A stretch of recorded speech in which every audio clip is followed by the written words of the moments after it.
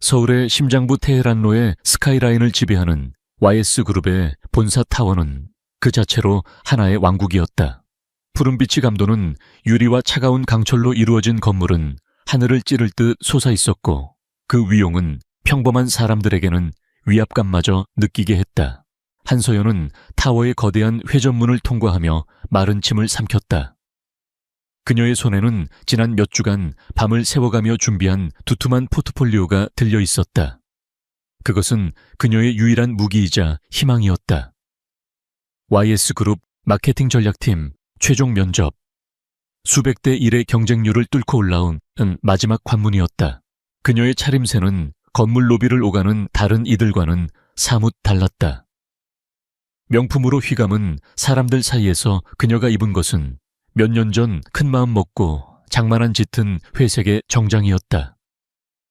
비록 브랜드는 없었지만 구김 하나 없이 깔끔하게 다려 입은 모습에서 그녀의 성실하고 단정한 성격이 묻어났다.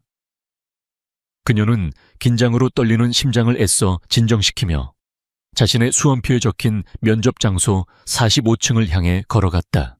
로비 한가운데가 갑자기 소란스러워지며 사람들이 양쪽으로 갈라졌다. 마치 홍해를 가르는 기적처럼. 그 중심에는 YS그룹의 총수 강지훈 회장이 있었다. 30 중반의 나이에 대한민국 재계를 호령하는 그는 얼음 왕자라는 별명처럼 차가운 카리스마를 내뿜고 있었다.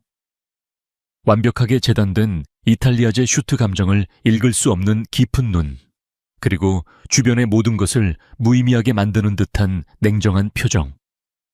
그의 뒤를 비서실장이 그림자처럼 따르고 있었다. 회장님, 전용 엘리베이터가 정기 점검 중이라 부득이하게. 비서실장의 말에 지훈은 아무런 대답 없이 고개만 까딱였다. 그는 시간을 낭비하는 것을 극도로 싫어했다. 그는 망설임 없이 임직원용 엘리베이터 구역으로 향했다. 평소라면 상상도 할 수 없는 일에 주변 임원들의 얼굴이 하얗게 질렸다. 마침 엘리베이터 한 대의 문이 닫히려 하고 있었다.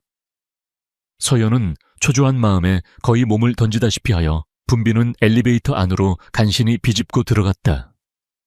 그녀가 안도의 한숨을 내쉬는 순간 엘리베이터가 쿵 하는 소리와 함께 살짝 아래로 요동쳤다. 갑작스러운 흔들림에 안에 있던 사람들이 비틀거렸다. 아어머, 짧은 비명이 터져 나왔다. 그 순간 서연의 손에 힘겹게 들려있던 포트폴리오가 미끄러졌다. 수십 장의 종이들이 하얀 나비처럼 공중으로 흩어졌다.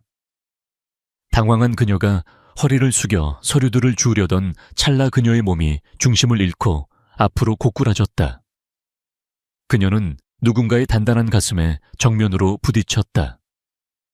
동시에 다른 사람이 들고 있던 테이크아웃 커피가 공중으로 튀어올라 그녀가 부딪힌 남자의 하얀 셔츠와 값비싼 재킷 위로 쏟아졌다. 정적.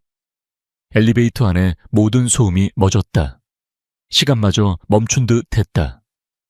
커피를 쏟은 직원의 얼굴은 사색이 되었고 주변 사람들은 숨조차 제대로 쉬지 못했다. 그들이 감히 눈도 마주치지 못하는 존재, 강지훈 회장의 옷에 씻을 수 없는 오점을 남겼기 때문이다. 모두의 머릿속에는 단 하나의 생각만이 스쳤다. 이제 저 여자는 끝났다.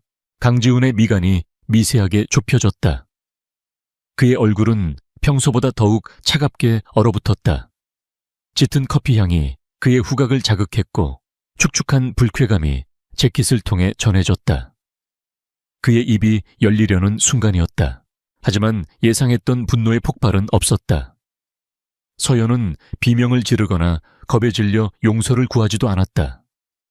그녀는 놀랍도록 침착했다. 그녀의 첫 번째 행동은 바닥에 흩어진 자신의 서류들을 재빨리 끌어모으는 것이었다. 그리고는 망설임 없이 몸을 돌려 강지훈을 마주했다. 그녀는 자신의 가방에서 하얗고 깨끗한 손수건을 꺼내 들었다. 죄송합니다. 그녀의 목소리는 떨림 없이 맑고 단호했다. 그녀는 허리를 숙여 그의 재킷에 묻은 커피 자국을 조심스럽게 하지만 전문적인 손길로 톡톡 두드리며 닦아내기 시작했다.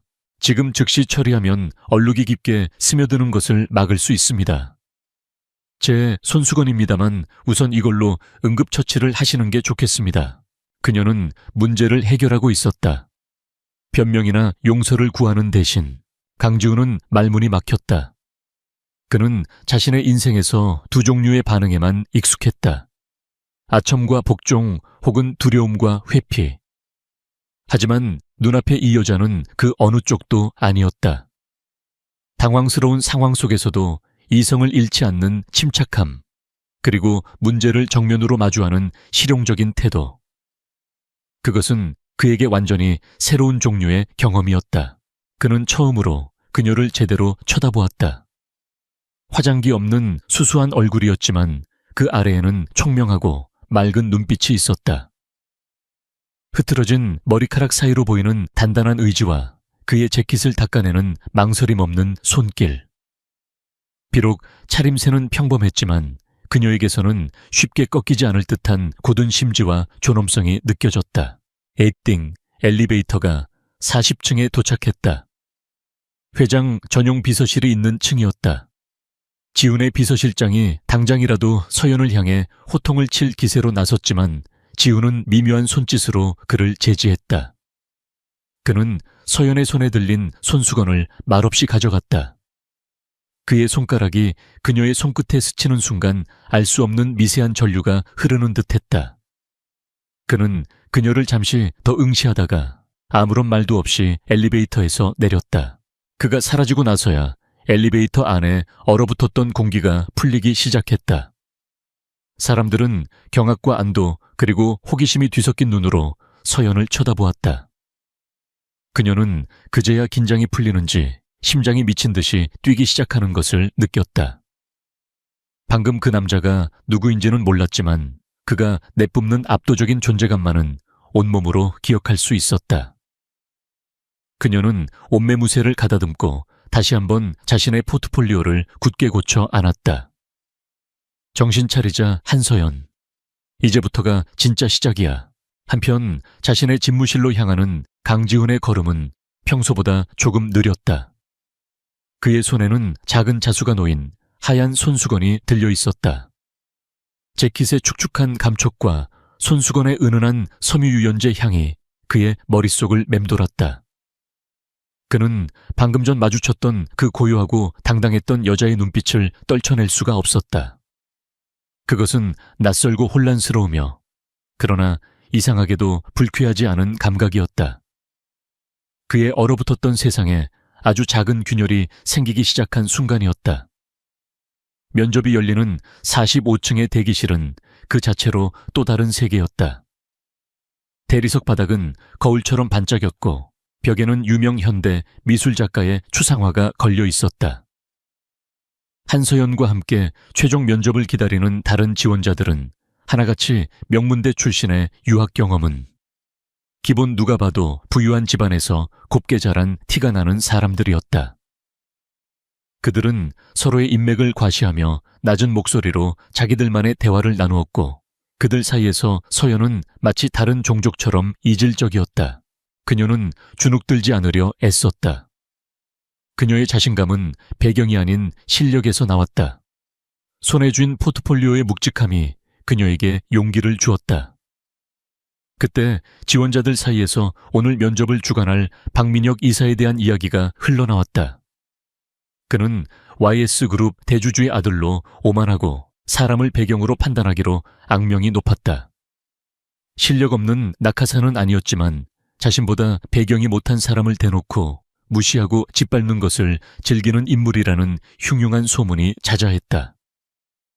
서연의 심장이 다시 한번 불안하게 뛰기 시작했다. 한서연 씨 들어오세요. 이름이 불리자 그녀는 심호흡을 하고 회의실 문을 열었다. 길고 거대한 테이블 그리고 그 양옆으로 도열하듯 앉아있는 열댓 명의 임원들. 그들의 날카로운 시선이 일제히 그녀에게로 쏟아졌다. 테이블 상석에는 예상대로 박민혁 이사가 앉아 있었다.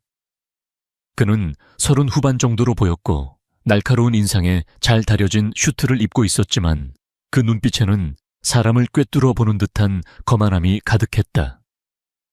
그는 서연의 이력서를 건성으로 훑어보더니 그녀의 평범한 지방대 학력과 소박한 옷차림을 번갈아 보며 노골적인 경멸의 미소를 지었다. 한서연 씨, 이력서가 아주 소박하군. YS그룹 같은 최상위 기업의 압박감을 견뎌낼 수 있다고 생각하는 근거가 뭐지?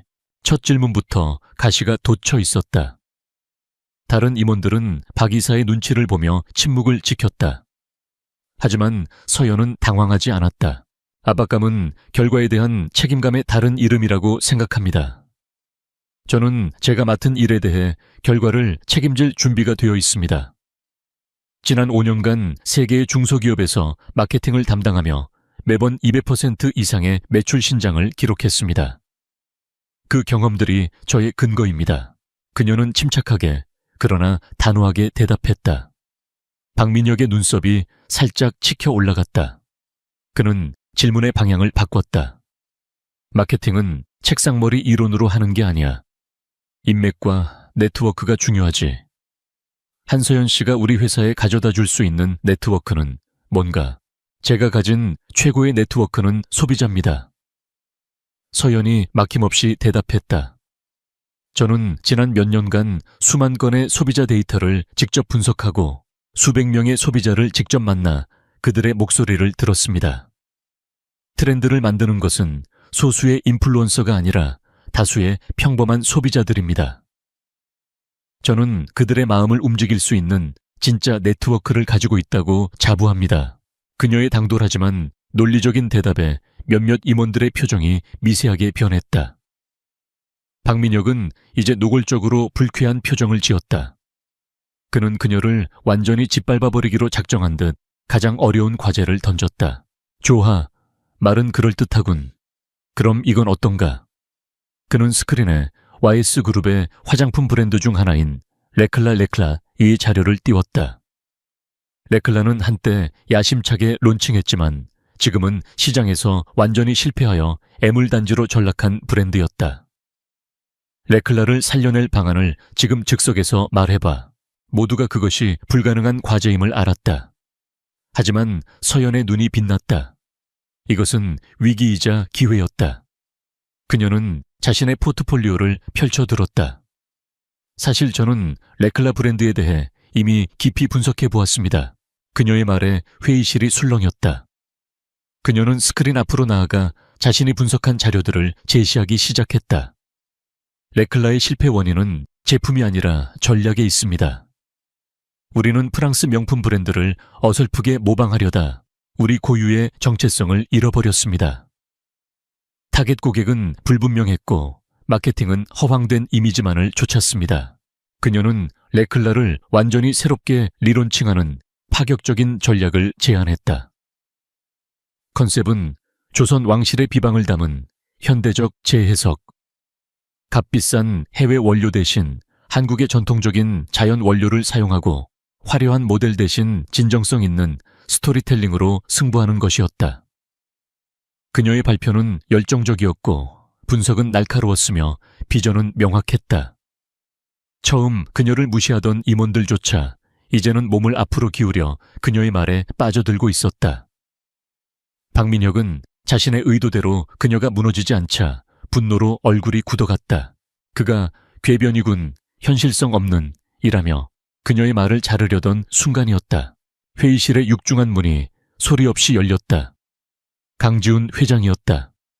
방 안의 모든 공기가 얼어붙었다. 모든 임원들이 기계적으로 자리에서 일어났다. 지훈은 그들에게는 눈길도 주지 않은 채 오직 한 사람 한서연에게 시선을 고정했다. 엘리베이터에서의 그 여자. 그는 그녀를 즉시 알아봤다. 그의 눈에 누구도 읽을 수 없는 미묘한 빛이 스쳐 지나갔다. 사실 그는 엘리베이터 사건 이후 흥미가 생겨 자신의 집무실에서 실시간으로 면접 상황을 지켜보고 있었다. 그리고 그녀의 발표는 그의 기대를 훨씬 뛰어넘는 것이었다. 그는 테이블 상석으로 걸어가 앉았다. 그리고는 나지막하지만 권위 있는 목소리로 말했다. 계속하게. 박민혁은 통제권을 되찾으려는 듯 다급하게 말했다. 회장님 면접은 거의 끝났습니다. 열정은 가상하나 배경이 워낙 배경은 중요하지 않아. 강지훈이 그의 말을 잘랐다. 중요한 건 전략이지. 그는 서연을 향해 몸을 돌렸다. 그리고는 그녀의 전략의 핵심을 꿰뚫는 날카로운 질문을 단 하나 던졌다. 그 전략에 필요한 예상 비용과 목표로 하는 투자자 본수익률은 구체적으로 얼마인가? 창의성이 아닌 실질적인 사업 감각을 테스트하는 질문이었다. 서연은 한치의 망설임도 없이 대답했다. 그녀의 입에서 명확하고 자신감 있는 숫자들과 근거들이 흘러나왔다. 강지훈은 만족스러운 표정으로 고개를 끄덕였다. 그리고는 폭탄 선언을 했다. 더 이상 논의는 필요 없겠군. 한서연 씨, 내일부터 회장 직속 전략기획팀으로 출근하도록. 경악. 회의실은 침묵에 휩싸였다. 신입사원을, 그것도 저런 배경의 지원자를 곧바로 회사의 핵심 중의 핵심인 회장 직속팀에 배치하는 것은 전례 없는 일이었다. 모든 위계 질서를 무시하는 파격적인 결정이었다. 박민혁의 얼굴은 분노와 굴욕감으로 시뻘겋게 달아올랐다.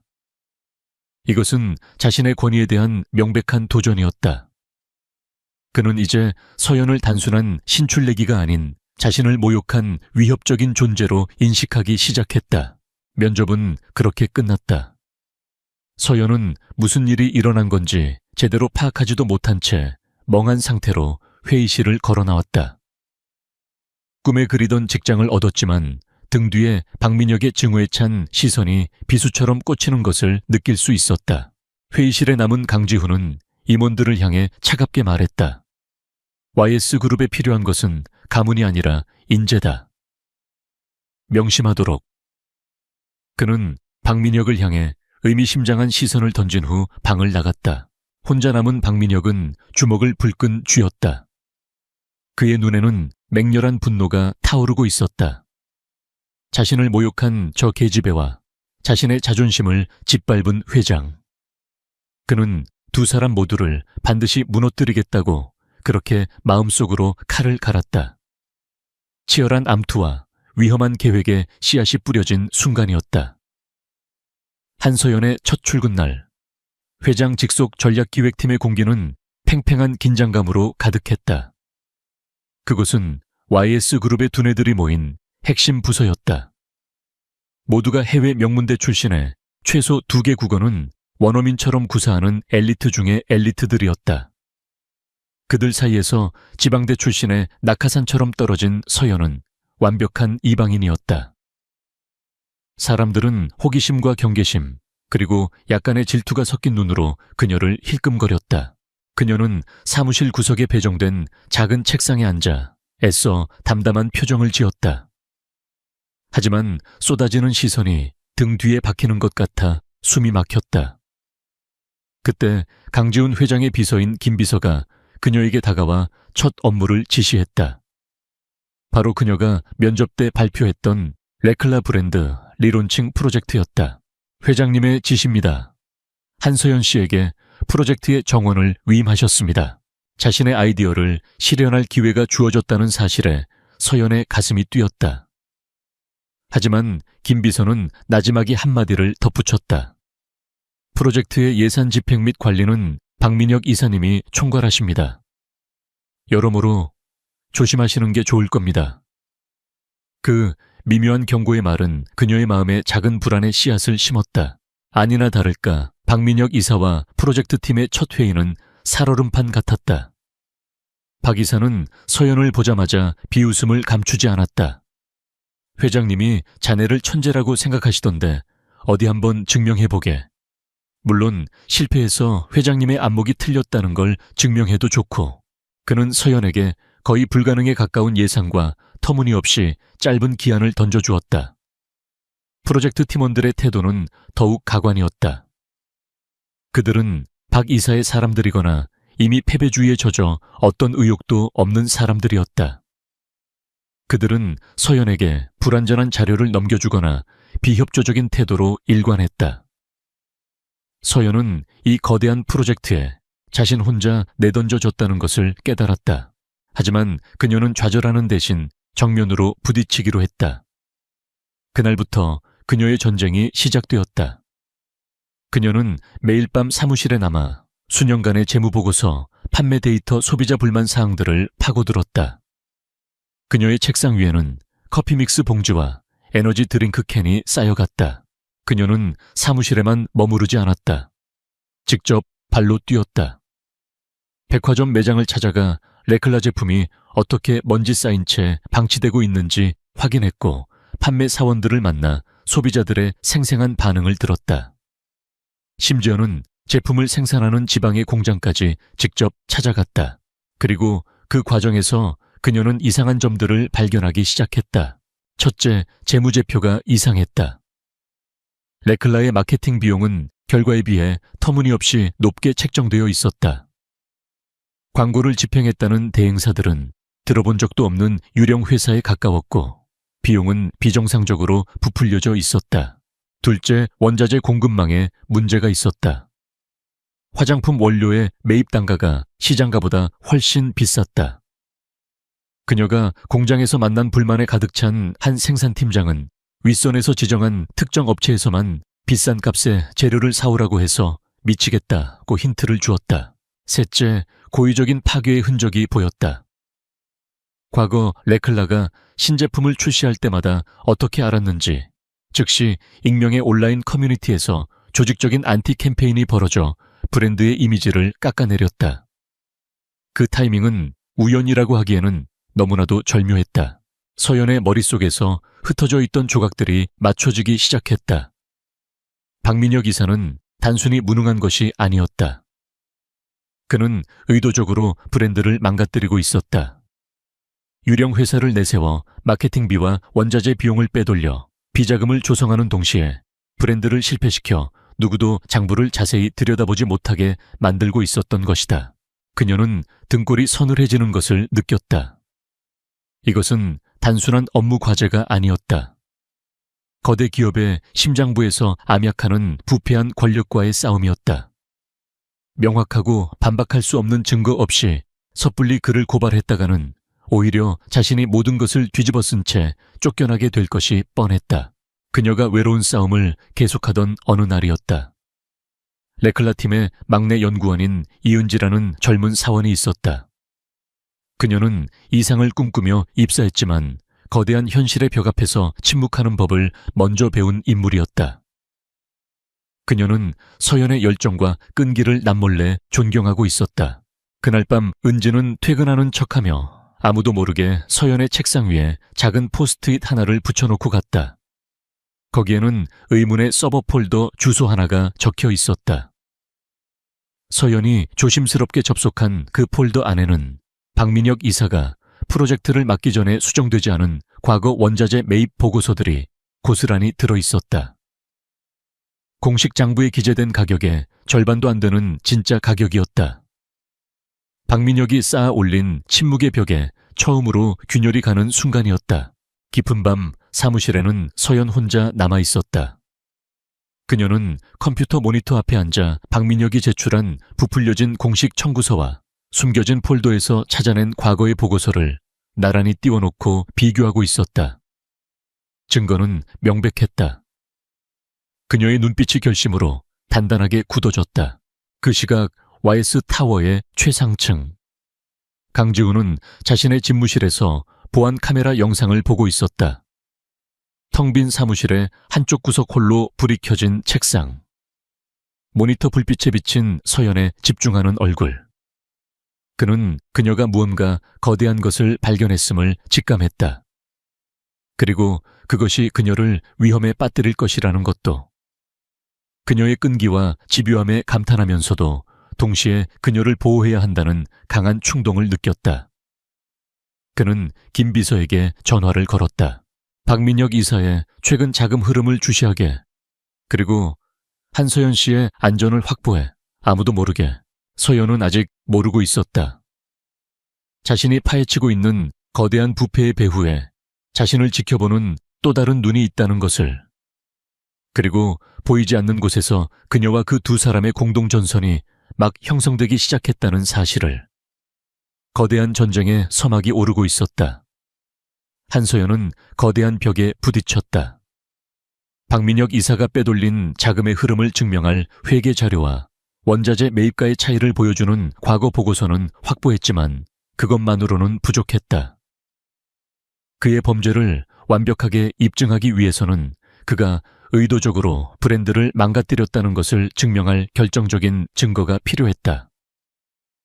과거의 마케팅 전략 회의록이나 내부 감사 자료 같은 것들. 하지만 그 모든 자료들은 철저히 기밀로 분류되어 있었고 그녀의 접근 권한으로는 열람이 불가능했다. 그녀는 공식적인 경로를 통해 자료를 요청했지만 박민혁이 만들어 놓은 관료주의의 벽에 막혀 번번이 거절당했다. 그는 프로젝트와 무관한 자료에 대한 열람은 불허한다는 말만 앵무새처럼 반복했다. 그녀는 며칠 밤낮으로 다른 방법을 찾아 헤맸지만 소용없었다. 거대한 조직 안에서 권한 없는 평사원의 한계는 명백했다. 강지우는 그 모든 상황을 자신의 집무실에서 보고받고 있었다. 김 비서를 통해 그녀가 기밀자료 보관소에 접근하려다 계속 실패하고 있다는 사실을 알게 되었다. 그는 그녀가 박민혁의 부패를 깊숙이 파고들고 있다는 것을, 그리고 그 때문에 위험한 상황에 처해 있다는 것을 직감했다. 그가 직접 파일을 건네줄 수도 있었다. 하지만 그것은 자신의 개입을 드러내는 짓이며 오히려 그녀를 더욱 위험한 위치로 몰아넣을 수 있었다. 그는 더 교묘하고 더 은밀한 방법을 사용해야 했다. 다음 날 아침 서연은 자신의 이메일함에서 무심코 지나칠 법한 전체 메일 한 통을 발견했다. 구형 아카이브 데이터베이스 이전 작업을 위한 서버 점검 및 전 팀장급 임시 접근 권한 부여 안내. 그녀가 레클라 프로젝트를 맡으며 임시로 부여받았던 팀장 직책. 이것은 그녀에게만 주어진 아주 짧고 은밀한 기회의 창이었다. 서연은 심장이 뛰는 것을 느꼈다. 우연이라고 하기엔 너무나도 절묘한 타이밍. 그녀는 이것이 자신에게 주어진 유일한 기회임을 직감했다. 그녀는 그날 하루 종일 그리고 밤늦게까지 컴퓨터 앞에 앉아 임시로 열린 기밀 자료들을 미친 듯이 다운로드하고 분석했다. 그리고 마침내 찾아냈다. 박민혁이 고의적으로 잘못된 전략을 밀어붙였던 회의록, 그리고 그로 인한 손실을 교묘하게 덮어버린 내부 감사 보고서의 원본. 스모킹건이었다. 더 많은 데이터를 확보하자 서연의 리론칭 계획은 더욱 구체적이고 대담해졌다. 강지우는 그것을 핑계로 그녀를 자신의 집무실로 호출하는 횟수를 늘렸다. 보고라는 공식적인 명분 아래 그는 그녀를 더 보고 싶었고 그녀와 더 대화하고 싶었다. 그들의 회의는 결코 낭만적이지 않았다. 그것은 불꽃 튀는 지적인 스파링에 가까웠다. 그는 그녀의 아이디어를 날카롭게 공격했고 논리의 허점을 파고들었으며 그녀의 의지를 시험했다. 하지만 그녀는 물러서지 않았다. 데이터를 근거로 조목조목 반박했고 때로는 그의 가정 자체에 대담하게 이의를 제기했다. 이런 지적인 대립은 두 사람 사이에 기묘한 종류의 유대감을 만들어냈다. 그는 자신에게 두려움 없이 맞서는 부하 직원을, 아니 그 어떤 사람도 만나본 적이 없었다. 그는 그녀의 명석한 두뇌를 깊이 존중하게 되었다. 그녀 역시 얼음 왕자라는 가면 뒤에 숨겨진 날카롭고 외롭지만 누구보다 뛰어난 한 남자의 진짜 모습을 보기 시작했다. 말없는 관심의 신호들이 오갔다. 그는 그녀가 끼니를 걸으며 일하는 것을 보고는 말없이 그녀의 책상으로 최고급 샌드위치와 커피를 배달시켰다. 그녀는 그가 깊은 생각에 잠길 때면 만년필을 손가락으로 톡톡 두드리는 버릇이 있다는 것을 발견했다. 서로가 서로를 의식하고 있다는 무언의 증거들이었다. 어느 늦은 밤 강지우는 자신의 집무실에서 보안 카메라를 통해 아직도 꺼지지 않은 서연의 자리 불빛을 보았다. 그는 자신도 모르게 자리에서 일어나 그녀의 사무실로 향했다. 그녀는 책상에 엎드려 잠들어 있었다. 서류 더미에 파묻힌 채 고단한 잠에 빠져 있었다. 그는 그녀를 깨우려다 순간 망설였다. 차가운 사무실 조명이 그녀의 얼굴 위로 부드럽게 쏟아져 내리고 있었다.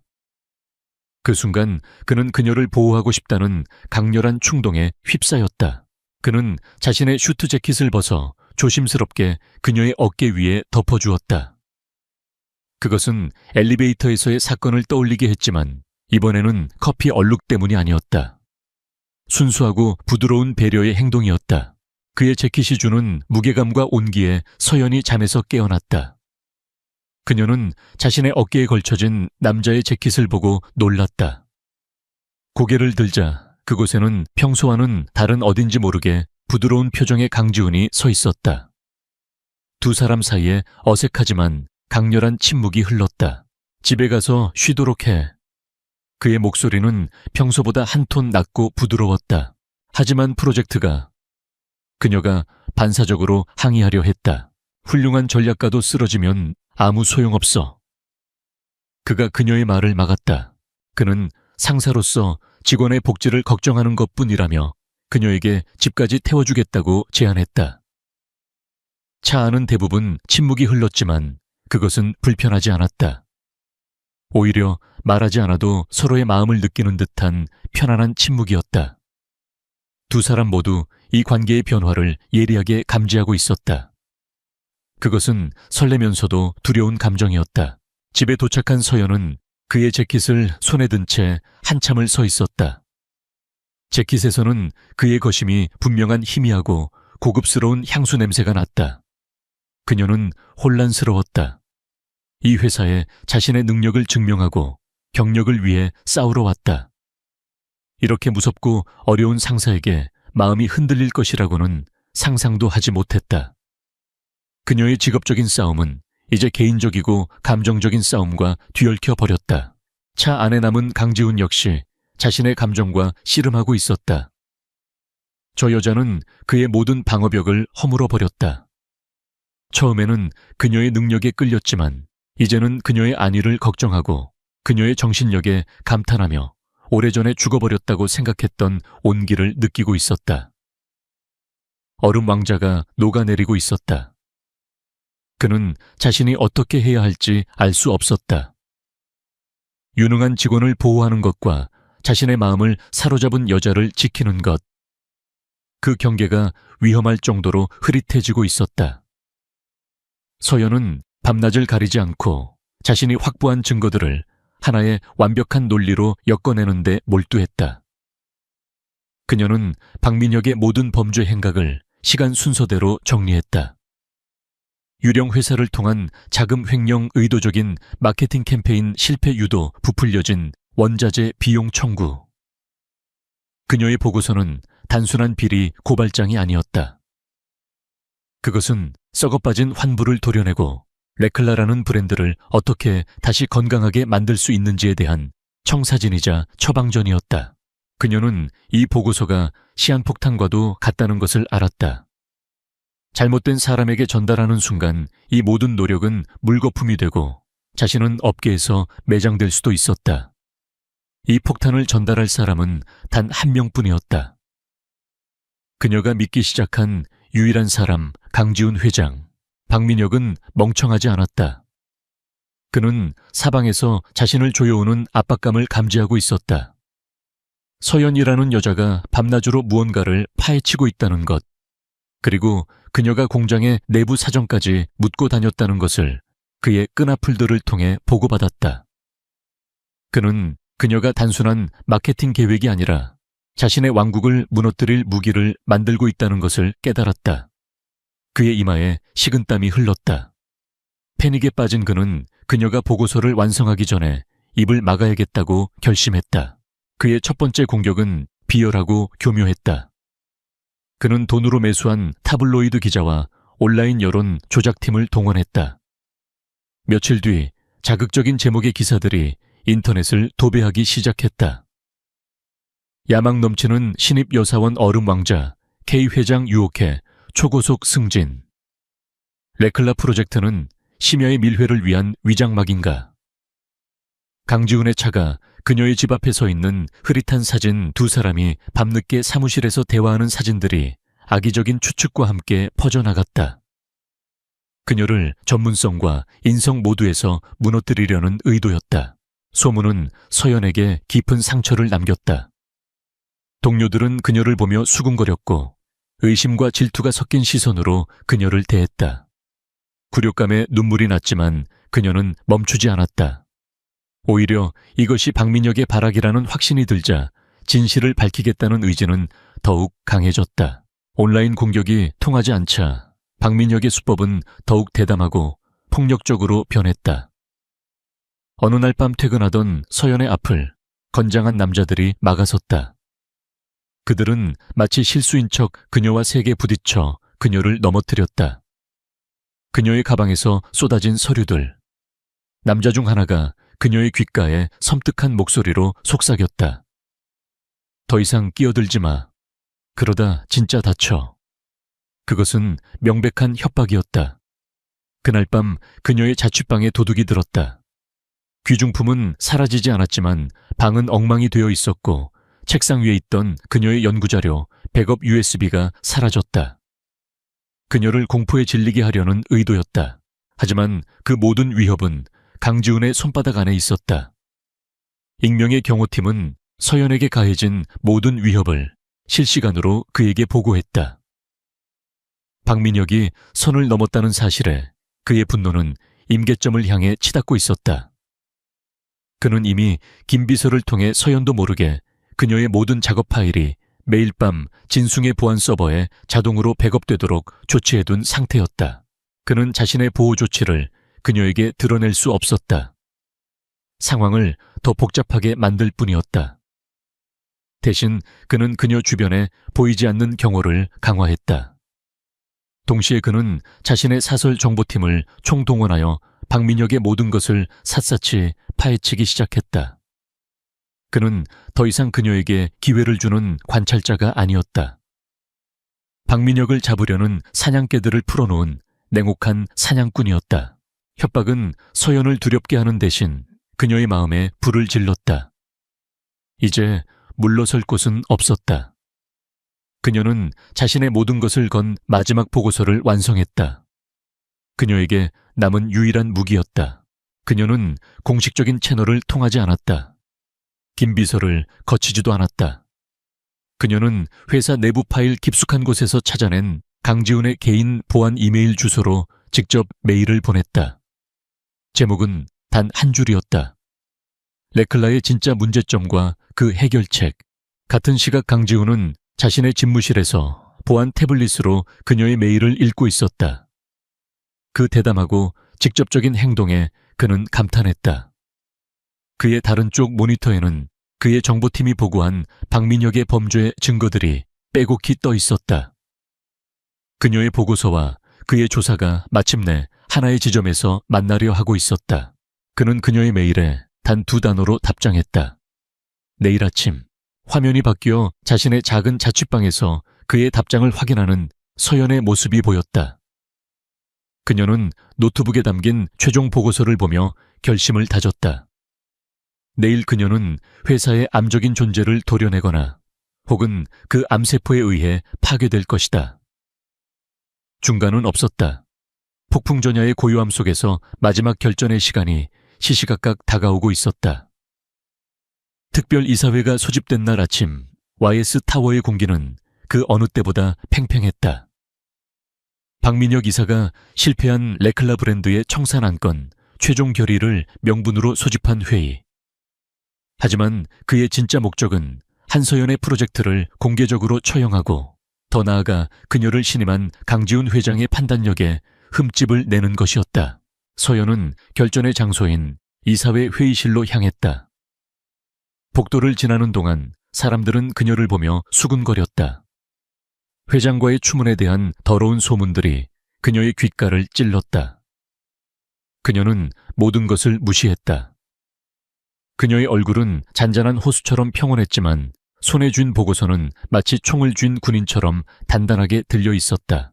강지훈은 이미 회의실에 앉아 있었다. 그는 어떤 감정도 읽을 수 없는 얼굴로 주변을 압도하는 차가운 권력의 아우라를 뿜어내고 있었다. 회의실을 사이에 두고 두 사람의 시선이 허공에서 짧게 마주쳤다. 그것은 곧 시작될 전투를 앞둔 무언의 신호와도 같았다. 회의가 시작되고 박민혁이 먼저 단상에 올랐다. 그는 현란한 데이터로 가득 찬 프레젠테이션을 통해 레클라의 지속적인 손실을 부각시켰다. 그는 이 모든 실패가 마치 서연의 비현실적이고 아마추어 같은 프로젝트 때문인 것처럼 교묘하게 몰아갔다. 그는 서연을 무능한 이상주의자로 매도했고 회장과의 추문을 은근히 암시하며 그녀가 어떤 방법으로 회장의 주목을 끌었는지에 대해 의문을 제기했다. 그는 브랜드의 즉각적인 청산과 프로젝트 책임자인 서연을 무능을 이유로 해고해야 한다는 건의로 발표를 마쳤다. 그의 얼굴에는 승리를 확신하는 오만한 미소가 걸려 있었다. 그의 가문과 동맹을 맺은 이사들은 고개를 끄덕이며 동조했다.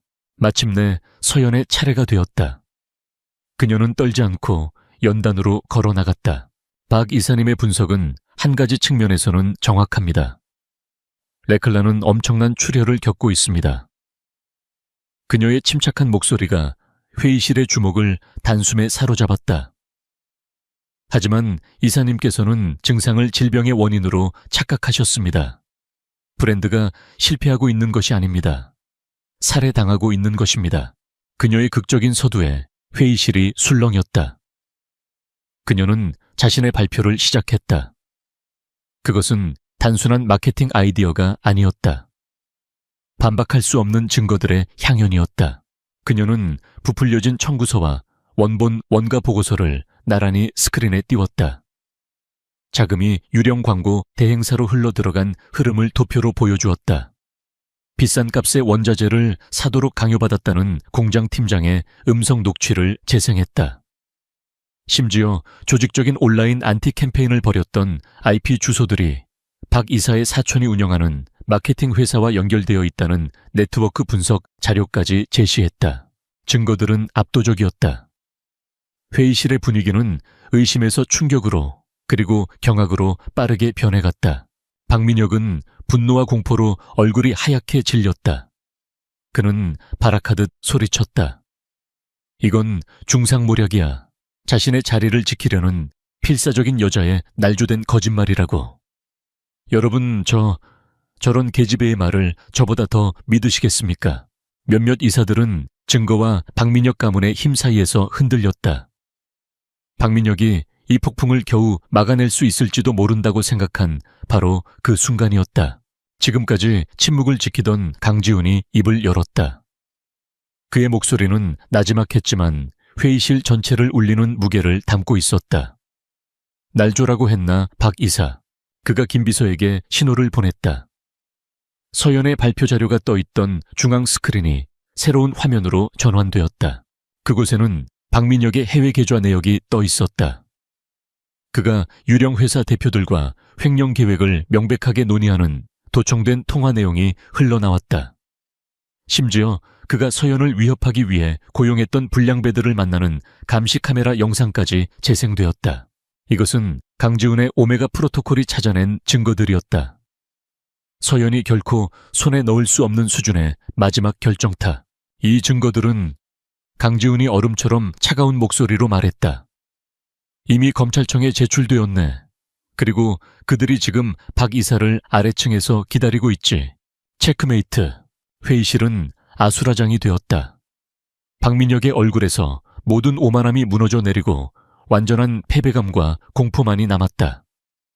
그는 비명을 지르며 무언가 말하려 했지만 아무런 의미도 없었다.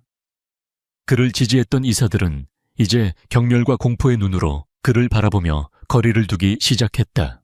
회의실 문이 열리고 검사와 수사관들이 들이닥쳐 넋이 나간 박민혁에게 체포영장을 제시했다. YS그룹의 막강한 권력자였던 그는 초라하고 비참한 범죄자가 되어 질질 끌려나갔다. 그 모든 혼란의 한가운데 서연은 연단에 서서 모든 광경을 지켜보고 있었다. 그녀의 얼굴에는 충격과 안도 그리고 극심한 피로감이 뒤섞여 있었다. 강지훈은 아수라장을 가로질러 망설임 없이 그녀에게로 걸어갔다. 그는 그녀의 앞에 서서 다른 사람들의 호기심 어린 시선으로부터 그녀를 가려주는 방패가 되어주었다. 그는 아무 말도 하지 않았지만 그의 눈빛이 모든 것을 말해주고 있었다. 자부심 감탄, 그리고 깊고 진한 안도감. 그는 거의 알아차릴 수 없을 정도로 작게 고개를 끄덕였다. 그것은 승리와 파트너십을 의미하는 강력하고 조용한 신호였다. 지독했던 폭풍이 마침내 끝나는 순간이었다.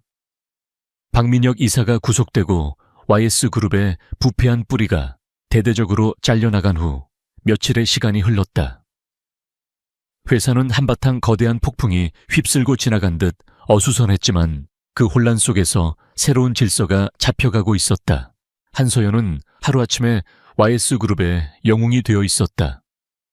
그녀의 이야기는 신화처럼 퍼져나갔다. 평범한 배경을 가진 한 여성이 자신의 실력과 용기만으로 거대한 권력의 비리를 파헤치고 몰락해가던 브랜드를 구원했다는 이야기.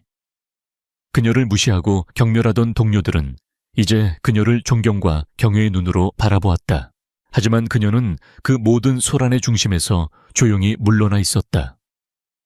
그녀는 다시 자신의 자리로 돌아와 묵묵히 레클라 브랜드의 성공적인 리론칭을 위한 실무 작업에 몰두했다. 그녀가 원했던 것은 명성이 아니라 자신의 아이디어를 실현하고 브랜드의 새로운 생명을 불어넣는 것, 바로 그것뿐이었다. 강지우는 그 모든 변화를 지켜보았다. 그는 박민혁 일당이 남긴 혼란을 수습하고 그룹의 시스템을 재정비하느라 그 어느 때보다 바쁜 나날을 보내고 있었다. 하지만 그의 마음 한구석에는 늘 서연이 자리 잡고 있었다. 그는 그녀가 이룬 성과에 대해 엄청난 자부심을 느꼈지만 동시에 미안함과 후회도 느꼈다. 그가 조금 더 빨리 움직였더라면 그녀가 그토록 힘들고 외로운 싸움을 혼자서 견뎌내지 않아도 되었을 것이다. 모든 것이 어느 정도 정상 궤도로 돌아왔을 때 그는 그녀에게 짧은 이메일을 보냈다. 오늘 저녁 잠깐 볼 수 있을까? 장소는 적혀 있지 않았다. 하지만 두 사람 모두 어디서 만나야 할지를 알고 있었다. 퇴근 시간이 지난 저녁 서연은 약속 장소로 향했다. 그들의 이야기가 처음 시작되었던 곳, 바로 그 엘리베이터 앞이었다. 그녀가 도착했을 때 강지우는 이미 그곳에서 그녀를 기다리고 있었다. 그는 더 이상 YS그룹의 차가운 총수가 아니었다. 그는 단지 한 남자로서 그곳에 서 있었다. 그가 늘 입던 갑옷 같은 슈트 대신 편안한 니트와 면바지 차림이었다.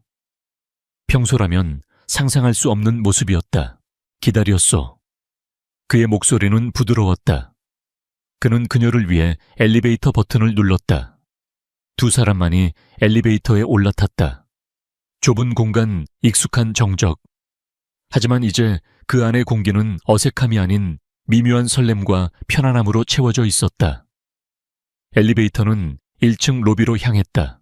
미안했소. 그가 먼저 침묵을 깼다. 당신을 그 위험한 싸움에 혼자 두어서는 안 됐는데. 서연은 고개를 저었다. 아닙니다. 회장님이 아니었다면 저는 시작조차 하지 못했을 겁니다. 마지막 순간에 저를 믿어주시고 제게 힘을 주셨잖아요. 지훈이라고 불러. 회사 밖에서는. 그의 갑작스러운 제안에 서연의 눈이 동그래졌다. 엘리베이터가 1층에 도착했다. 그는 그녀를 이끌고 YS타워 밖으로 나섰다. 그들은 목적지도 없이 서울의 화려한 밤거리 속으로 걸어 들어갔다. 수많은 사람들 속에서 그들은 더 이상 회장과 부하 직원이 아니었다. 그저 평범한 남자와 여자일 뿐이었다. 나는 내 감정을 표현하는데 서툰 사람이요. 지훈이 어렵게 입을 열었다. 오랫동안 내 세상은 오직 책임과 의무, 그리고 경쟁으로만 이루어져 있었어. 감정은 사치라고 약점이라고만 생각했지. 그는 걸음을 멈추고 그녀를 마주보았다. 도시의 넌사인이 그의 진지한 얼굴 위로 부서져 내렸다. 하지만 당신이 내 세상에 들어온 후 모든 것이 변했어. 나는 당신의 능력에 감탄했고 당신의 용기에 반했어. 그리고 당신이 위험에 처했을 때 내 심장이 무너져 내리는 것을 느꼈어. 그것이 사랑이라는 것을 깨닫는 데는 오랜 시간이 걸리지 않았어. 그것은 그의 인생에서 가장 솔직하고 용기 있는 고백이었다. 얼음 왕자가 자신의 심장을 내어 보이는 순간이었다. 서연은 숨을 멈췄다. 그녀가 꿈꿔왔지만 감히 기대하지 못했던 순간이었다. 그녀의 마음 역시 이미 오래전부터 그를 향해 있었다. 그의 차가움 속에 숨겨진 따뜻함을, 그의 외로움을, 그리고 자신을 향한 그의 진심을 그녀는 느끼고 있었다. 그녀는 대답 대신 조용히 그의 손을 잡았다. 그것만으로도 충분했다. 그녀의 따뜻한 천이 그의 손을 통해 전해졌다. 강지우는 그녀의 손을 부드럽게 감싸 쥐었다. 마침내 두 개의 세상이 하나로 합쳐지는 순간이었다. 그들은 그렇게 한참을 말없이 함께 걸었다. 엘리베이터 안에 작은 우연으로 시작된 그들의 이야기는 이제 막 진짜 사랑의 첫 페이지를 열고 있었다. 그들의 앞날에는 또 어떤 도전들이 기다리고 있을지 알 수 없었다. 하지만 한 가지는 분명했다. 이제 그들은 더 이상 혼자가 아니었다. 서로의 곁에서 서로에게 힘이 되어주며 그들은 어떤 폭풍우도 함께 헤쳐나갈 것이었다. 서울의 가장 호화로운 웨딩홀인 아스테리움의 크리스탈 샹들리에 아래 박수 소리가 파도처럼 밀려왔다. 하지만 그 소음의 한가운데 서 있는 남자 아우라 그룹의 회장 강지훈에게는 그저 멀고 공허한 메아리처럼 들릴 뿐이었다. 그의 입계는 수많은 카메라 플래시를 향한 완벽하고 흠잡을 데 없는 미소가 걸려 있었지만 그 미소는 그의 짙고 깊은 눈동자에는 닿지 않았다. 그의 눈은 마치 잘 닦인 흑요석처럼 차갑고 감정이 없었다. 그의 옆에는 오늘부터 그의 아내가 된 여자 김민지라는 이름의 여자가 서 있었다. 그녀는 최고급 실크로 만들어진 웨딩드레스를 입고 있었지만 그 화려함이 오히려 그녀의 평범함을 더욱 도드라지게 만드는 듯했다. 약간은 주눅이 든 어깨, 어색하게 맞잡은 두 손, 그리고 군중의 시선에 어쩔 줄 몰라 하는 불안한 눈빛. 지훈이 보기에 그녀는 모든 면에서 단순함 그 자체였다. 그리고 그것이 바로 그가 그녀를 선택한 이유였다. 사회 신부님이 정말 미인이시네요, 회장님. 아첨 섞인 목소리로 한 그룹의 사장이 다가와 인사를 건넸다. 지훈은 기계적으로 고개를 까딱이며 대답했다. 과찬이십니다. 그의 시선이 잠시 민지에게 향했다. 그녀는 그 칭찬에 얼굴을 붉히며 고개를 살짝 숙였다. 순진하고 세상 물정 모르고 겁이 많은 여자. 그의 삶이라는 복잡한 체스판에서 가장 위협적이지 않은 그저 자리를 채우기 위한 장기말.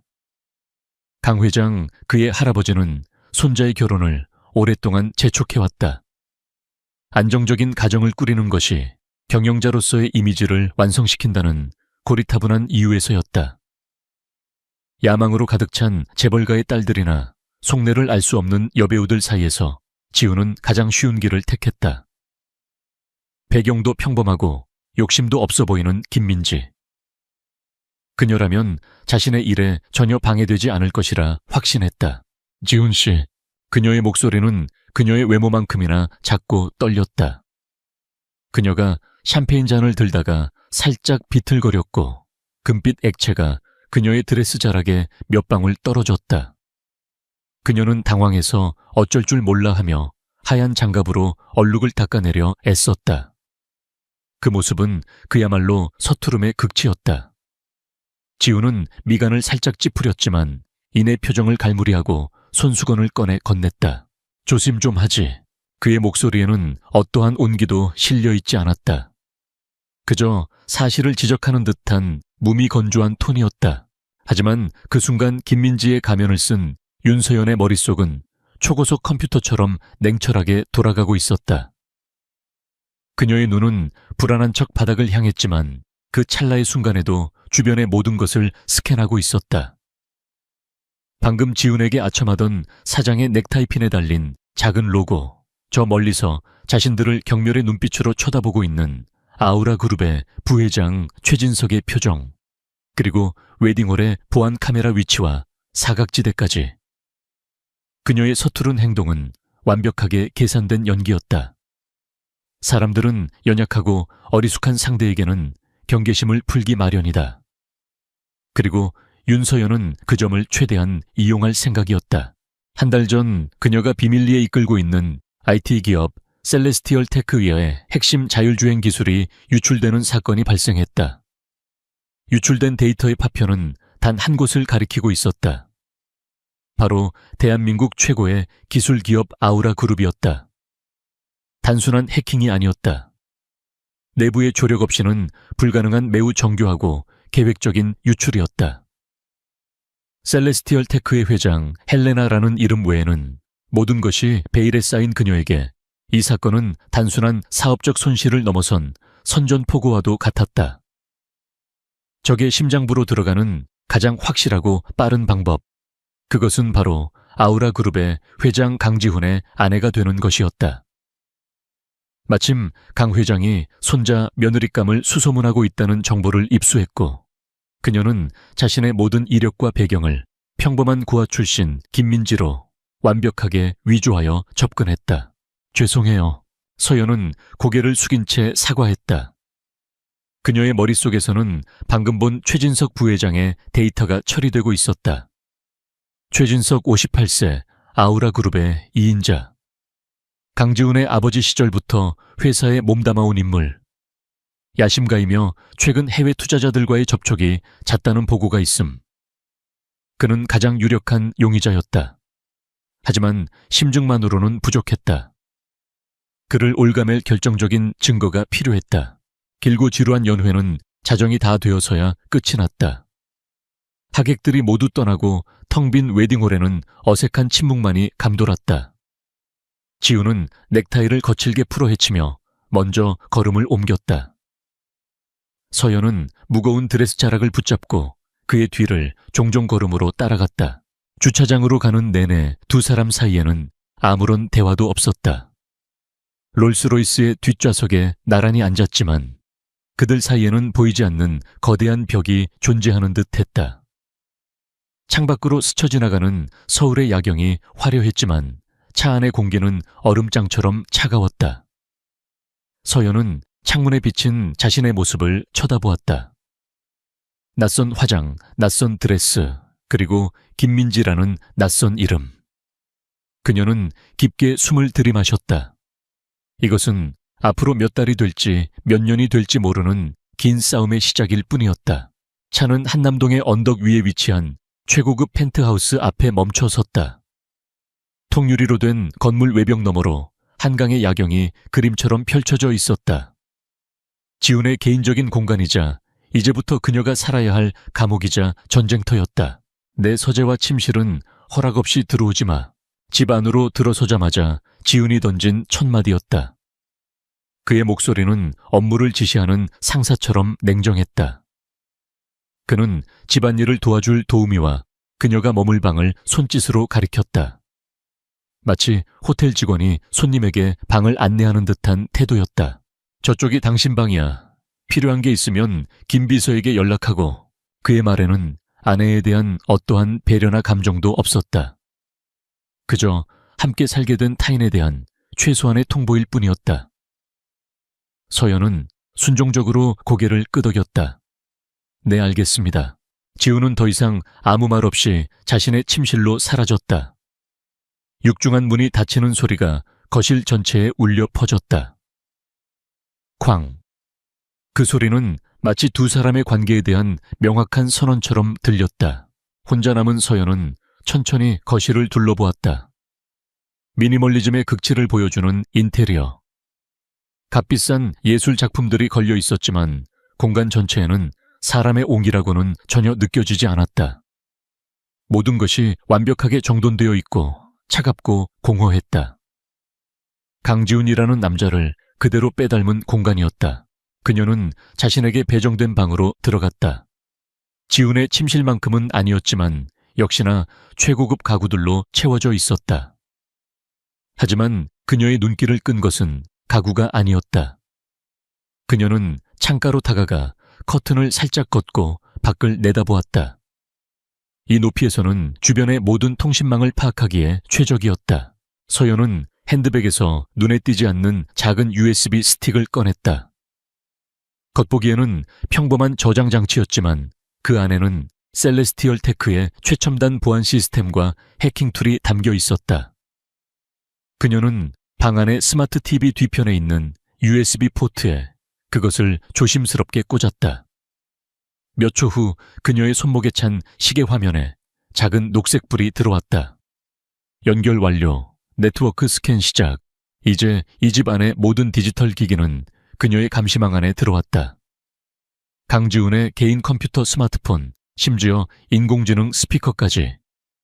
그녀는 다시 순진하고 겁먹은 김민지의 표정을 지었다. 그리고는 침대에 걸터앉아 지친 듯 한숨을 내쉬었다. 그날 밤 지훈은 서재에서 밀린 서류들을 검토하고 있었다. 그는 결혼이라는 거사를 치렀다는 사실을 잊으려는 듯 일에만 몰두했다.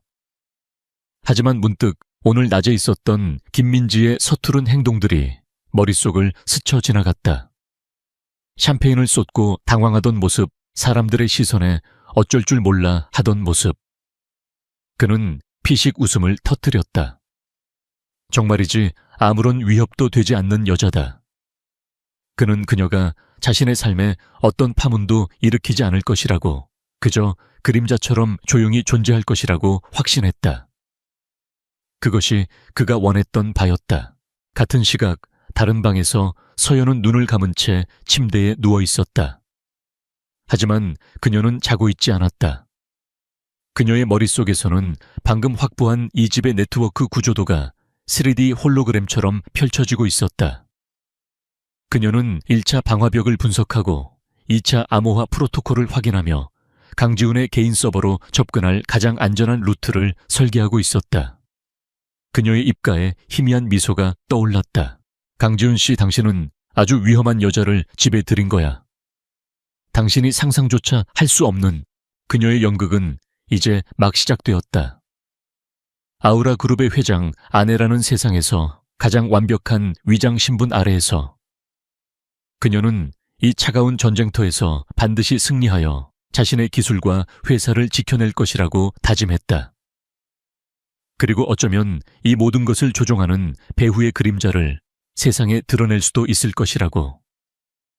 서울의 밤은 깊어지고 있었고 2명의 억만장자는 서로의 진짜 모습을 전혀 모른 채 거대한 저택의 다른 방에서 각자의 밤을 보내고 있었다. 다음 날 아침 펜트하우스의 통유리 창으로 눈부신 햇살이 쏟아져 들어왔다. 강지훈은 이미 완벽한 수트 차림으로 식탁에 앉아 태블릿으로 밤새 들어온 보고서를 확인하고 있었다. 그의 앞에는 전문 셰프가 준비한 건강식 아침 식사가 정갈하게 차려져 있었다.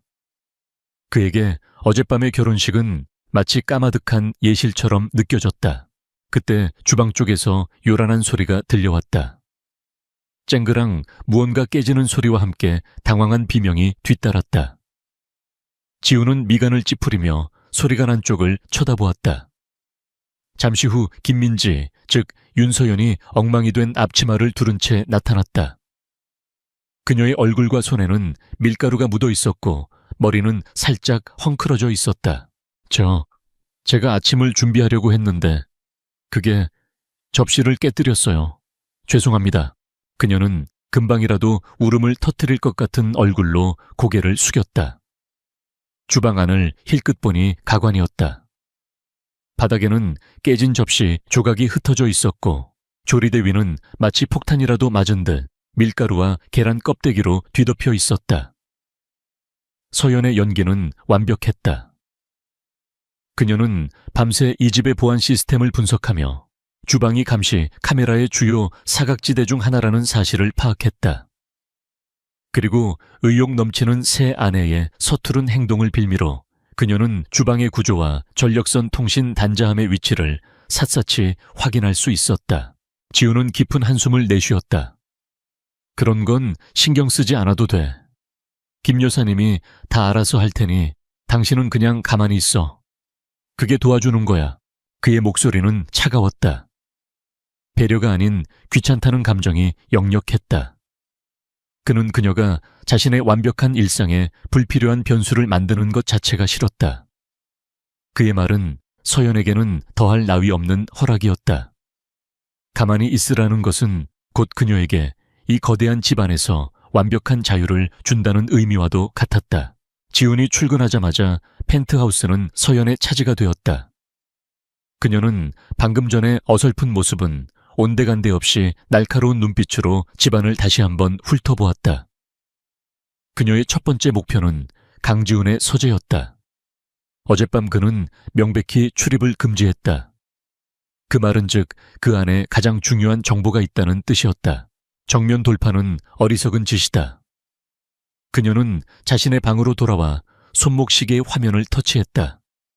어젯밤 TV에 꽂아둔 USB 스틱을 통해 수집된 정보가 시계의 작은 화면에 떠올랐다. 서재 문에는 지문 인식과 홍채 인식, 그리고 미세한 동작 감지 센서가 설치되어 있었다. 하지만 그녀는 시스템의 허점을 발견했다.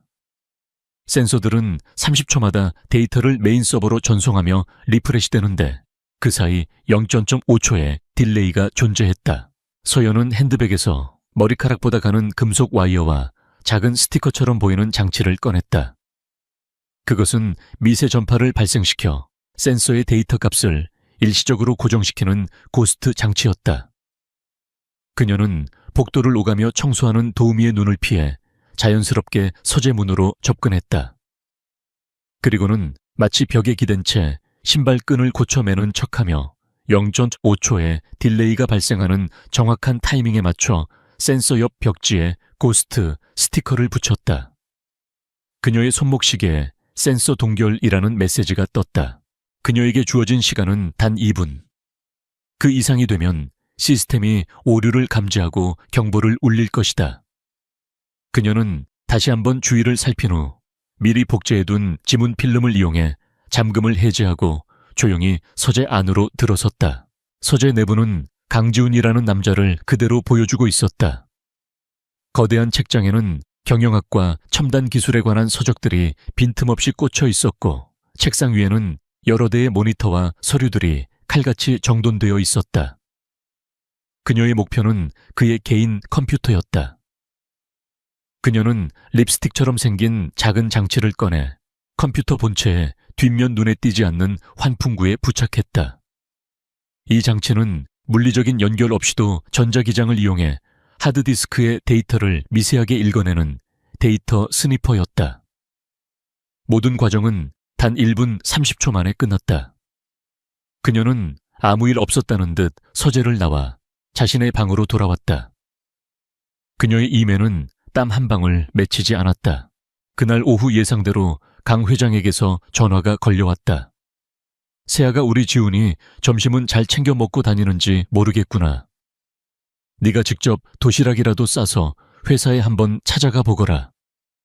남편 길을 살려주는 것도 아내의 몫이란다. 이보다 더 좋은 기회는 없었다. 서연은 정성껏 하지만 일부러 모양은 삐뚤빼뚤하게 만든 도시락을 들고 아우라 그룹의 본사 아우라 타워로 향했다. 서울의 중심부에 우뚝 솟은 아우라 타워는 그 위용만으로도 사람을 압도했다. 서연은 일부러 주변을 두리번거리며 촌스러운 관광객처럼 행동했다. 로비의 안내 데스크에 회장 사모님이라는 신분을 밝히자 직원들은 깍듯하게 그녀를 회장실로 안내했다. 엘리베이터가 최고층에 도착하고 문이 열리는 순간 그녀는 복도 저편에서 걸어오고 있는 최진석 부회장과 마주쳤다. 그는 지훈의 비서와 심각한 표정으로 대화를 나누고 있었지만 서연을 보자마자 표정을 바꾸고 인자한 미소를 지으며 다가왔다. 이런 사모님 아니십니까? 회사에는 어쩐 일로 오셨습니까? 그의 목소리는 꿀처럼 달콤했지만 그의 눈은 그녀의 머리부터 발끝까지를 훑으며 값을 매기는 듯한 오만함이 서려 있었다. 소문대로군. 정말 볼품없는 여자야. 강지훈 저 녀석도 별 수 없군. 저런 여자에게 발목 잡히다니. 최진석의 머릿속에 떠오른 생각이었다. 그는 서연을 완벽하게 무시해도 될 존재로 분류했다. 회장님 점심 도시락을 좀... 서연은 말을 더듬으며 도시락 가방을 보여주었다. 그러십니까? 회장님께서 정말 복이 많으십니다. 그럼 어서 들어가 보시죠. 최진석은 깍듯하게 허리를 숙여 인사했지만 그가 돌아서는 순간 그의 입가에 걸린 경멸적인 미소를 서연은 놓치지 않았다. 그녀 역시 속으로 웃었다. 그래, 그렇게 계속 나를 무시해. 당신의 그 오만함이 당신의 목을 조르게 될 테니. 한편 회장실 안에서 지우는 골머리를 앓고 있었다. 최진석 부회장이 강력하게 추천하여 도입한 새로운 클라우드 보안 시스템에서 자꾸만 사소한 데이터 충돌이 일어나고 있었다. 큰 문제는 아니었지만 마치 신발에 들어간 작은 돌멩이처럼 계속해서 신경을 거스르게 했다.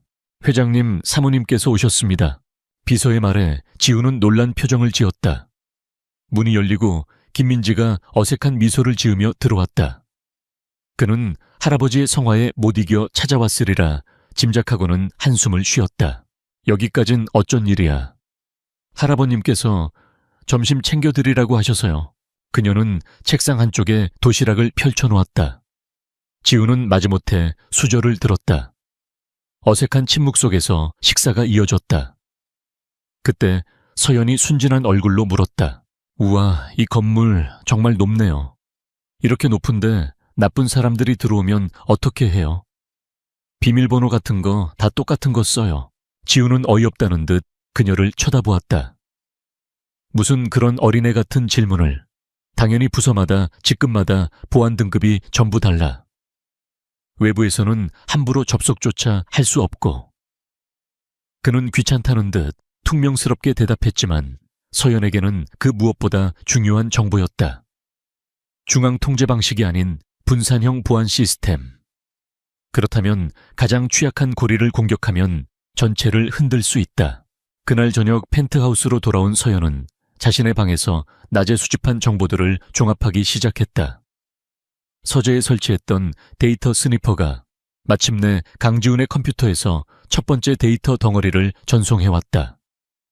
그리고 아우라 타워에서 잠시 연결했던 그녀의 시계는 건물의 전체 와이파이 및 내부 네트워크 신호를 스캔한 상태였다. 그녀는 수많은 데이터 스트림 속에서 아주 희미하지만 일정한 패턴을 가진 암호화된 신호를 발견했다. 극소량의 데이터 패킷이 매일 밤 11시 정각 5분 동안 아이슬란드에 위치한 한 서버로 전송되고 있었다.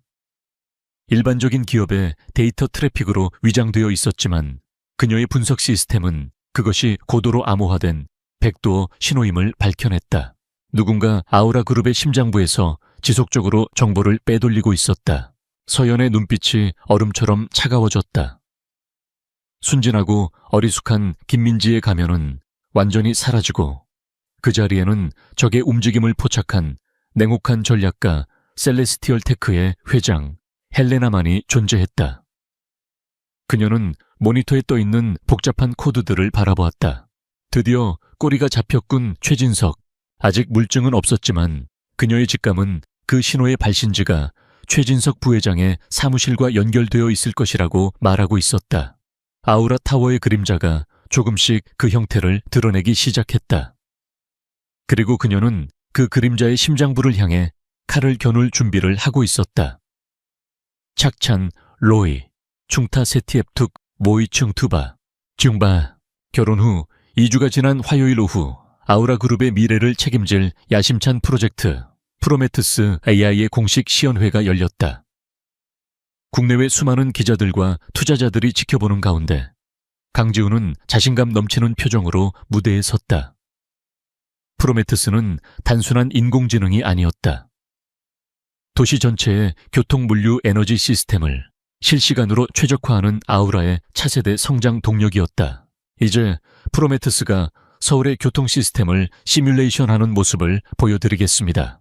지훈의 말이 끝나자 거대한 스크린의 복잡한 도시에 3D 지도가 나타났다. 수만 개의 빛점들이 자동차를 상징하며 움직이기 시작했다. 초기 시뮬레이션은 성공적이었다. 하지만 지훈이 핵심 기능인 위기 대응 시스템을 작동시키는 순간 끔찍한 일이 벌어졌다. 스크린의 빛점들이 미친 듯이 깜빡거리기 시작하더니 이내 서로 충돌하며 사라져버렸다. 녹색으로 표시되던 교통 흐름은 순식간에 붉은색으로 변했고 급기야 시스템 전체가 마비되며 화면이 검게 변해버렸다. 치명적 오류, 데이터베이스 인덱스 붕괴라는 하얀색 에러 메시지만이 차갑게 떠 있었다. 장내는 물을 끼얹은 듯 조용해졌다. 이내 사방에서 카메라 플래시가 미친 듯이 터져 나왔다. 강지훈의 얼굴은 굳어버렸다. 이것은 단순한 버그가 아니었다. 핵심 데이터베이스 자체가 파괴된 것이다. 공개적인 망신, 완벽한 실패였다. 다음 날 모든 신문과 방송의 헤드라인은 아우라의 추락, 강지훈의 야심재앙으로 끝나다와 같은 자극적인 제목으로 도배되었다. 아우라 그룹의 주가는 개장과 동시에 폭락하기 시작했다. 아우라 타워의 회장실은 얼음장처럼 차가웠다. 긴급 소집된 임원회의에서 지훈은 말없이 창밖을 보고 있었다. 그의 등 뒤로 임원들의 불안한 목소리들이 오갔다. 이건 명백한 인재입니다. 프로젝트를 이끌었던 젊은 팀에게 책임을 물어야 합니다. 너무 서둘렀던 게 문제입니다. 회장님께서 너무 공격적으로 밀어붙이셨습니다. 그때 최진석 부회장이 걱정스러운 얼굴로 나섰다. 지금은 책임 추궁을 할 때가 아닙니다. 위기를 수습하는 것이 먼저입니다. 일단 프로젝트를 전면 중단하고 안정성이 검증된 해외 기술을 도입하여 시스템을 재구축하는 것이 어떻겠습니까? 그의 제안은 합리적으로 들렸지만 그 속에는 아우라의 핵심 기술을 포기하고 회사를 외부 기술에 종속시키려는 교묘한 의도가 숨어 있었다. 지훈은 그를 노려보았다. 최진석의 눈빛은 너무나도 충성스러워 보였지만 지훈은 그에게서 순간적인 승리감을 읽었다. 하지만 지금은 그를 추궁할 때가 아니었다. 지훈은 사면촉에 몰려 있었다. 같은 시각 한남동 펜트하우스에서 윤서연은 거실의 대형 스크린으로 이 모든 상황을 실시간으로 지켜보고 있었다. 그녀의 표정은 차가웠다. 데이터베이스 인덱스 붕괴. 그것은 우연히 일어날 수 있는 현상이 아니었다. 누군가 시스템의 가장 깊숙한 곳에 심어놓은 논리폭탄이 터진 것이다. 이 사보타주의 목적은 명백했다.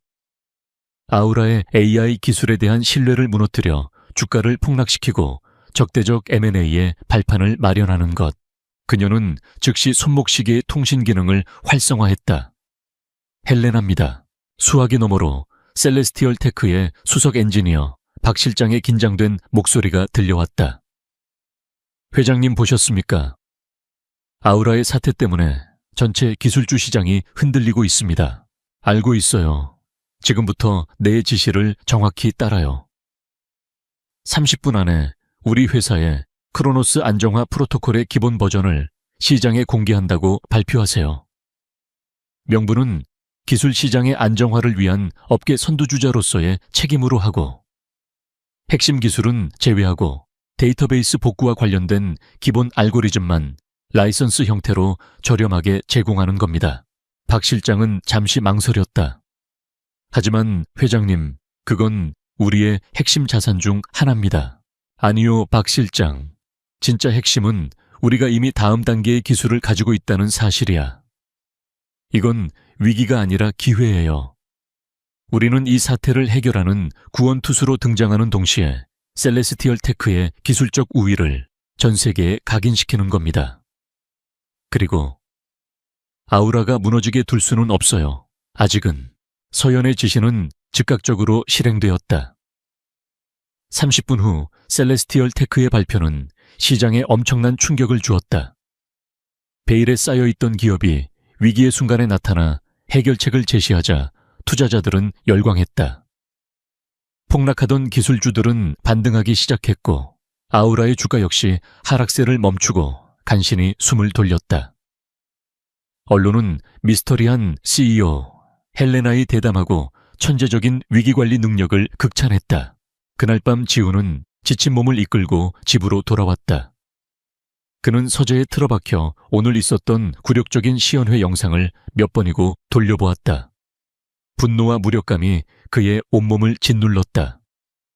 그때 서연이 조용히 들어와 물 한 잔을 그의 책상 위에 놓았다. 지훈은 신경질적으로 중얼거렸다. 단순 버그가 아니야. 이건 시스템 전체가 연쇄적으로 무너진 거라고. 누군가 코어에 손을 댄 게 틀림없어. 그때 그의 등 뒤에서 서연의 작은 목소리가 들렸다. 그거 연쇄 데이터 손상 같은 건가요?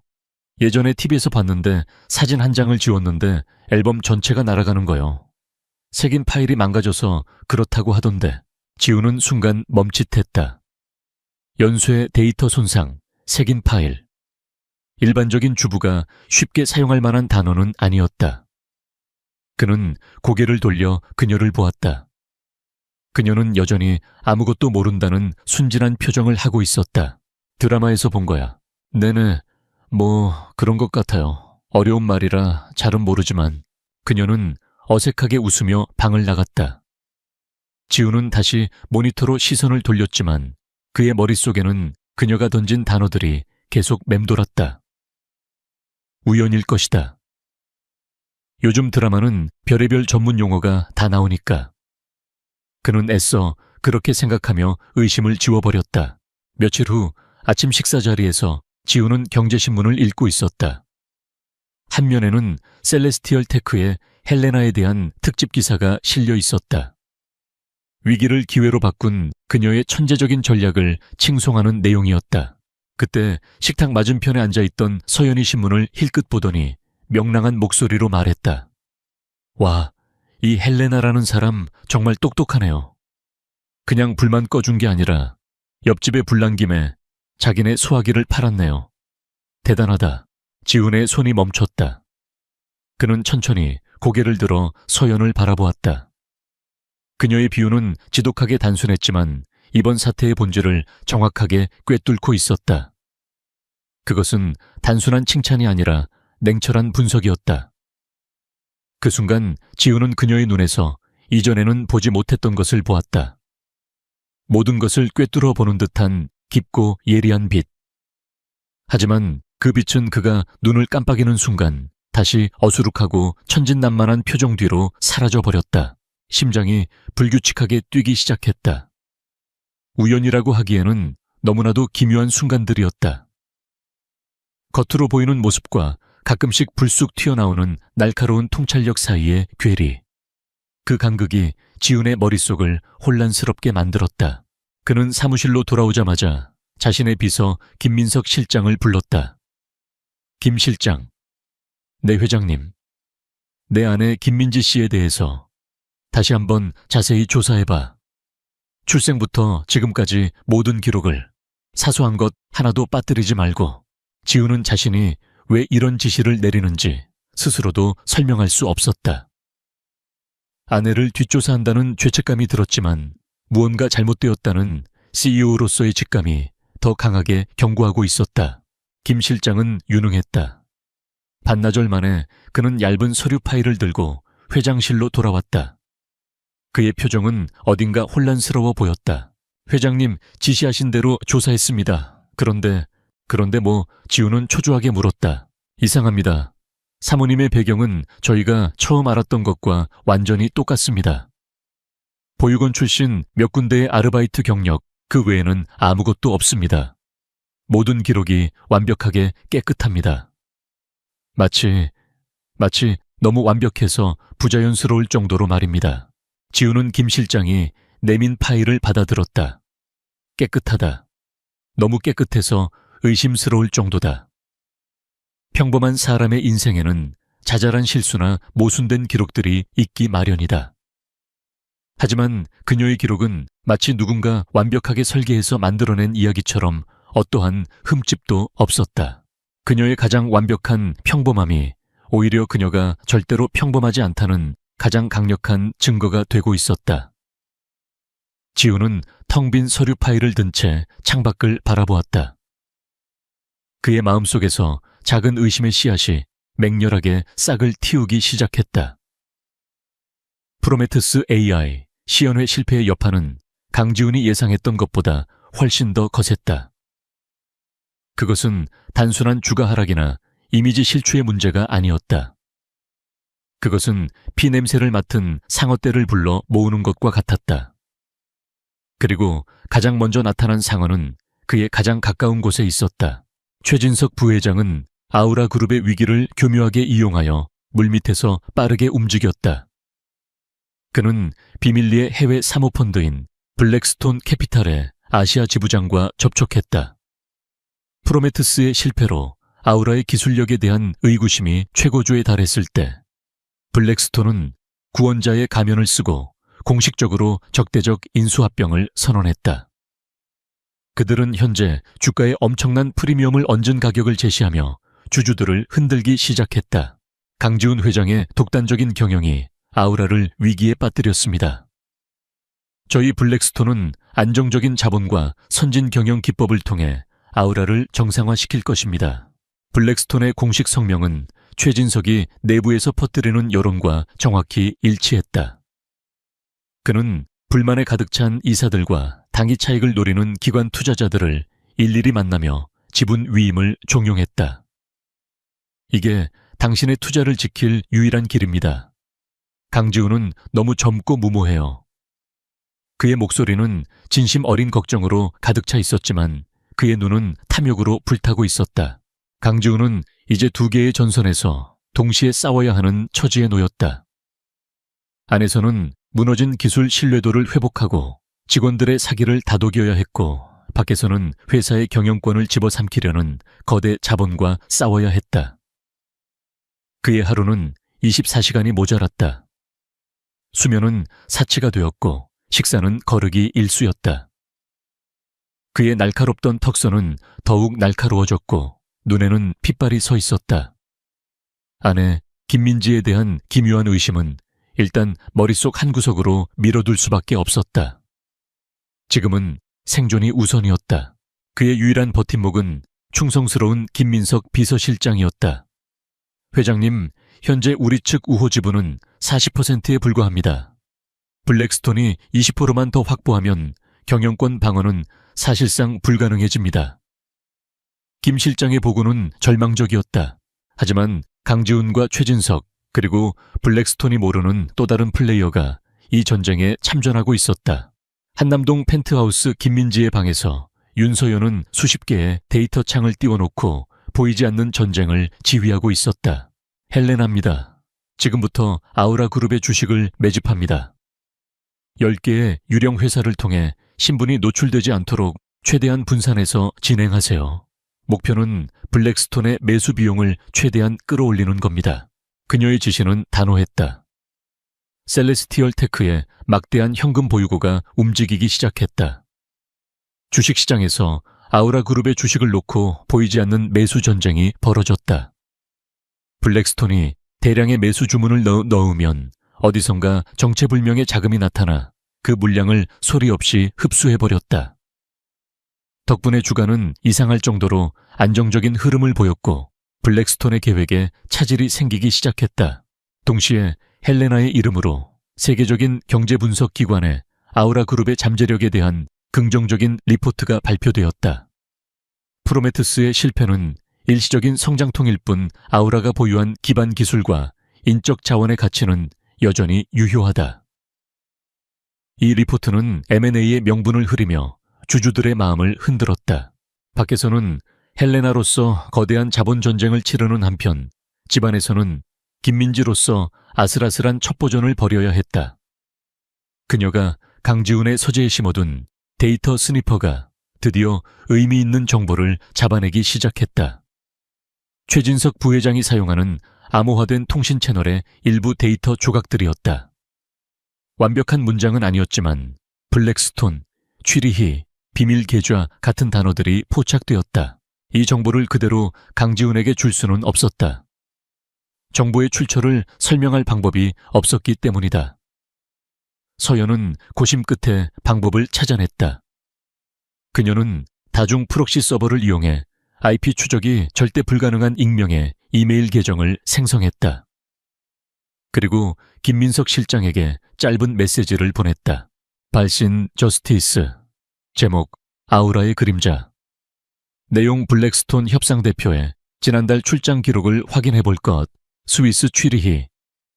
같은 시기 아우라 그룹 임원의 해외 출장 기록과 대조해 볼 것. 김 실장은 처음 이 이메일을 받았을 때 스팸이라고 생각했다. 하지만 아우라의 그림자라는 제목이 그의 마음을 끌었다. 그는 반신반의하며 조사를 시작했고 곧 놀라운 사실을 발견했다. 블랙스톤의 대표가 취리히에 머물렀던 바로 그 시기에 최진석 부회장 역시 개인 휴가를 이유로 취리히에 다녀왔던 것이다. 너무나도 완벽한 우연의 일치였다. 회장님, 아무래도 내부 조력자가 있는 것 같습니다. 김 실장의 보고에 지훈의 눈빛이 차갑게 빛났다. 한편 김민지로서의 서연의 역할도 달라지고 있었다. 그녀는 매일 밤 파김치가 되어 돌아오는 지훈을 보았다. 그의 어깨에는 한 기업의 운명이라는 엄청난 무게가 얹혀 있었다. 그녀는 더 이상 서투른 아침 식사를 준비하는 연기를 하지 않았다. 대신 그가 서재에서 밤을 새울 때 조용히 따뜻한 차와 간단한 샌드위치를 넣어주고 나왔다. 아무 말 없이 그저 그림자처럼. 처음에 지훈은 그런 그녀의 행동을 무시했다. 하지만 매일 밤 계속되는 그녀의 조용한 배려에 그의 마음속 얼어붙었던 부분이 조금씩 녹아내리는 것을 느꼈다. 이 살벌한 전쟁터에서 자신을 아무것도 바라지 않고 챙겨주는 유일한 사람이 바로 그가 가장 무시했던 아내라는 사실이 아이러니했다. 그의 혼란은 더욱 깊어졌다. 압박은 점점 더 거세졌다. 익명의 제보자가 보내온 단서들 덕분에 최진석의 배신에 대한 심증은 굳어지고 있었지만 주주총회에서 그의 목을 날릴 결정적인 증거, 스모킹건이 부족했다. 블랙스톤은 주주들의 불안감을 이용하여 M&A 제한 가격을 한 번 더 올렸다. 지훈의 우호 지분이었던 몇몇 주요 주주들이 흔들리기 시작했다. 어느 날 밤 지훈은 최대 주주 중 한 명이었던 원로 경영인과의 만남을 마치고 돌아왔다. 그는 지훈의 편에 서주겠다고 약속했지만 오늘 밤 그의 눈빛은 흔들리고 있었다. 지훈은 자신이 이 싸움에서 지고 있다는 것을 직감했다. 그는 텅 빈 거실 소파에 몸을 던졌다. 넥타이를 풀 힘조차 없었다. 온몸에 피가 빠져나가는 듯한 무력감이 그를 덮쳤다. 그때 서연이 그의 앞에 다가왔다. 평소 같았으면 저리 가라고 쏘아붙였을 테지만 그날따라 그는 그럴 힘이 없었다. 그는 텅 빈 눈으로 그녀를 올려다보았다. 그리고 처음으로 그는 그녀에게 자신의 나약한 속내를 드러냈다. 이제 누굴 믿어야 할지 모르겠어. 그의 목소리는 갈라져 있었다. 그 순간 서연은 가슴을 찌르는 듯한 아픔과 죄책감을 느꼈다. 모든 것을 말해주고 싶었다. 내가 당신의 편이라고, 우리가 함께 싸우고 있다고 말해주고 싶었다. 하지만 그녀는 할 수 없었다. 대신 그녀는 김민지의 목소리로 하지만 진심을 담아 말했다. 밤이 깊어도 해는 저 너머에 있잖아요. 내일은 다시 떠오를 거예요. 지훈은 아무 말 없이 그녀를 바라보았다. 세상 물정 아무것도 모를 것이라 생각했던, 그저 순진하고 어리숙한 줄로만 알았던 여자의 입에서 나온 말이었다. 그 어떤 논리적인 위로나 분석보다도 그녀의 그 단순한 한마디가 그의 지친 영혼에 작은 온기를 불어넣었다. 두 개의 전선에서 벌어지는 치열한 전쟁은 그들을 각자의 한계까지 몰아붙이고 있었다. 그리고 역설적이게도 그들을 보이지 않는 끈으로 조금씩 더 가깝게 묶어주고 있었다. 주주총회는 불과 사흘 앞으로 다가왔다. 강지훈과 김민석 실장은 회장실에서 밤을 새우고 있었다. 익명의 제보자 저스티스가 보내온 단서들은 최진석 부회장이 배신자라는 강력한 심증을 굳혀주었지만 거기까지였다. 결정적인 증거, 즉 최진석과 블랙스톤 캐피탈 사이의 자금 흐름을 입증할 스모킹건이 없었다. 그들이 파고들수록 최진석이 쳐놓은 방어벽은 더욱 교묘하고 단단했다. 마지막 이메일 이후로 저스티스의 연락은 완전히 끊겼다. 이대로는 안 됩니다, 회장님. 주총에서 최 부회장을 끌어내릴 증거가 부족합니다. 오히려 역공을 당할 수 있습니다. 김 실장의 목소리에는 초조함이 묻어났다. 지훈은 넥타이를 거칠게 풀어헤치며 마른 세수를 했다. 알아. 하지만 시간이 없어. 이제 우리에게 남은 카드가 없다고. 그의 목소리에는 깊은 패배감이 서려 있었다. 벽에 부딪힌 기분이었다. 사방이 막혀버린 막다른 골목. 그는 자정 넘어 지친 몸을 이끌고 텅 빈 펜트하우스로 돌아왔다. 그런데 거실 소파에 뜻밖의 인물이 있었다. 김민지. 그의 아내가 소파에 웅크린 채 잠들어 있었다. 평소라면 그냥 지나쳤을 테지만 오늘따라 그녀의 옆에 놓인 노트북이 눈에 들어왔다. 그녀가 평소에 드라마를 보거나 인터넷 쇼핑을 할 때 쓰던 태블릿이 아니었다. 전문가용으로 보이는 검은색의 고성능 노트북이었다. 무언가에 이끌린 듯 지우는 소리 없이 그녀에게 다가갔다. 담요라도 덮어줄 생각이었다. 하지만 그의 시선은 노트북 화면에 닿는 순간 얼어붙고 말았다. 화면에는 그가 평생 본 적 없는 복잡한 인터페이스가 펼쳐져 있었다. 여러 개의 창에는 실시간으로 변동하는 금융 데이터, 스트림 복잡한 네트워크 트래픽 분석 그래프, 그리고 의미를 알 수 없는 코드 라인들이 가득했다. 이것은 일반인이 취미로 할 수 있는 수준이 아니었다. 월스트리트의 펀드 매니저나 국가정보원의 사이버 분석가가 사용할 법한 전문가의 화면이었다. 그의 심장이 차갑게 식어 내렸다. 바로 그 순간 서연이 인기척을 느끼고 눈을 떴다. 그녀는 자신의 옆에 서서 노트북 화면을 내려다보고 있는 지훈을 발견하고는 온몸이 굳어버렸다. 그녀의 눈이 공포로 커졌다. 이것은 계산된 연기가 아니었다. 며칠간 이어진 전쟁에 그녀 역시 긴장과 피로가 누적되었고 잠시 소파에 기댔다가 자신도 모르게 잠이 들어버린 것이다. 그녀가 저지른 첫 번째 그리고 가장 치명적인 실수였다. 아, 재호 이거... 서연은 허둥지둥 노트북을 닫으며 변명을 늘어놓았다. 이거 게임이에요. 요즘 유행하는 주식 시뮬레이션 게임인데 엄청 복잡하네요. 하하. 그녀의 목소리는 떨리고 있었고 웃음소리는 어색하기 짝이 없었다. 그 변명은 너무나도 초라하고 설득력이 없었다.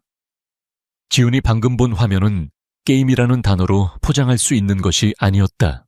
순간 그의 머릿속에 흩어져 있던 퍼즐 조각들이 쾅 소리를 내며 맞춰지기 시작했다.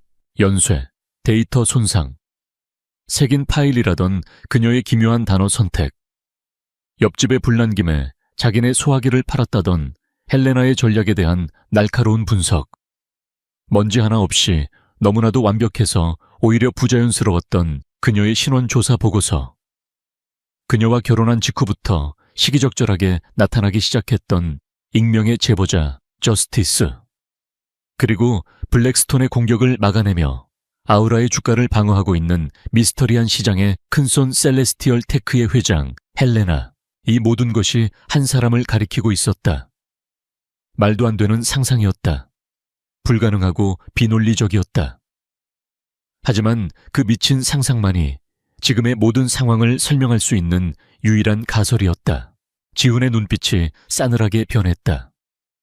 그는 주머니에서 스마트폰을 꺼내 김 실장에게 문자를 보냈다. 그의 손가락은 분노와 혼란으로 미세하게 떨리고 있었다. 나다. 지금 당장 셀레스티얼 테크의 회장 헬레나에 대한 모든 것을 찾아. 공식 프로필 말고 그녀의 진짜 얼굴이 나온 사진으로. 수단과 방법을 가리지 마. 그는 문자를 보내고 나서 다시 서연을 바라보았다. 그의 목소리는 분노를 억누르느라 낮고 위험하게 울렸다. 무슨 게임? 민지씨 실시간 코스피 지수 히트맵에 암호화된 패킷을 감청하는 스니퍼까지 돌아가는 게임이 세상에 어디 있지? 서연은 완전히 궁지에 몰렸다. 더 이상의 연기는 무의미했다. 그녀의 눈에 서려 있던 공포가 서서히 걷히고 그 자리에는 체념과 함께 차가운 평정이 자리 잡았다. 그녀는 입술을 깨물었다. 결국 이 순간이 오고야 말았다. 바로 그때 지훈의 스마트폰이 짧게 진동했다. 김민석 실장에게서 온 이메일이었다. 제목은 단 한 단어, 극비 헬레나. 지훈은 떨리는 손으로 이메일을 열었다. 첨부된 파일은 사진 한 장뿐이었다. 2년 전 스위스 제네바에서 열렸던 극소수의 VVIP만 참석하는 비공개 기술 서밋에서 찍힌 파파라치 컷이었다. 단상 위에서 전 세계의 기술 리더들을 상대로 카리스마 넘치게 연설하고 있는 한 동양인 여성. 그녀의 몸짓에는 자신감이 넘쳤고 눈빛은 총명함으로 빛나고 있었다. 그의 아내였다. 아니, 그의 아내의 진짜 모습이었다. 지우는 천천히 스마트폰을 내렸다. 그의 얼굴에는 불신 배신감, 그리고 이 모든 것을 뛰어넘는 기묘한 깨달음이 뒤섞여 있었다. 그는 고개를 들어 여자를, 아니 윤서연을 바라보았다. 처음으로 그녀를 제대로 보았다. 어수룩하고 순진했던 김민지는 그곳에 없었다. 대신 사진 속에 당당하고 지적인 여인이 그의 앞에 서 있었다. 그는 스마트폰을 들어 올려 화면에 빛나는 헬레나의 사진을 그녀에게 보여주었다. 그리고 폭풍 같은 감정을 담아 그녀의 진짜 이름을 불렀다. 윤서연 씨. 그녀의 모든 위장이 벗겨지는 순간이었다. 가면이 깨지고 진실이 드러났다. 이제부터가 진짜 전쟁의 시작이었다. 지훈의 입에서 윤서연이라는 이름이 불리는 순간 펜트하우스의 공기는 마치 진공 상태처럼 모든 소리가 사라졌다. 두 사람 사이에 모든 가식과 거짓말이 산산조각 나고 차갑고 날카로운 진실만이 남았다. 서연은 더 이상 변명하지 않았다. 그녀는 천천히 허리를 펴고 지훈의 눈을 똑바로 마주했다. 그 눈빛은 더 이상 순진한 김민지의 것이 아니었다. 그것은 대한민국 IT 업계에 보이지 않는 여제 헬레나의 눈빛이었다. 지훈의 머릿속은 분노와 배신감, 그리고 기묘한 경외감이 뒤섞여 폭발할 것 같았다. 지난 몇 주간의 모든 일이 주마등처럼 스쳐 지나갔다. 그는 자신이 완벽하게 기만당했다는 사실에 치를 떨었다. 세상에서 가장 어리숙하다고 생각했던 여자가 사실은 자신과 동등하거나 어쩌면 그 이상의 능력을 가진 경쟁자였다. 그의 자존심은 산산조각이 났다. 대체 왜? 그의 목소리는 으르렁거리는 짐승처럼 낮게 깔렸다. 서연은 담담하게 입을 열었다. 그녀의 목소리는 이제 더 이상 작고 떨리지 않았다. 명확하고 힘이 있었으며 논리 정연했다. 2달 전 제 회사 셀레스티얼 테크의 자율주행 핵심 기술이 도난당했습니다. 외부 해킹이 아니었어요. 내부 조력 없이는 불가능한 아주 정교한 방식의 내부 유출이었죠. 유출된 데이터의 흔적은 단 한 곳 아우라 그룹을 가리키고 있었습니다. 그녀는 한 걸음 더 다가섰다.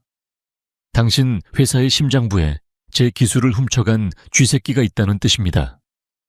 저는 그 쥐새끼를 잡기 위해 이곳에 온 겁니다.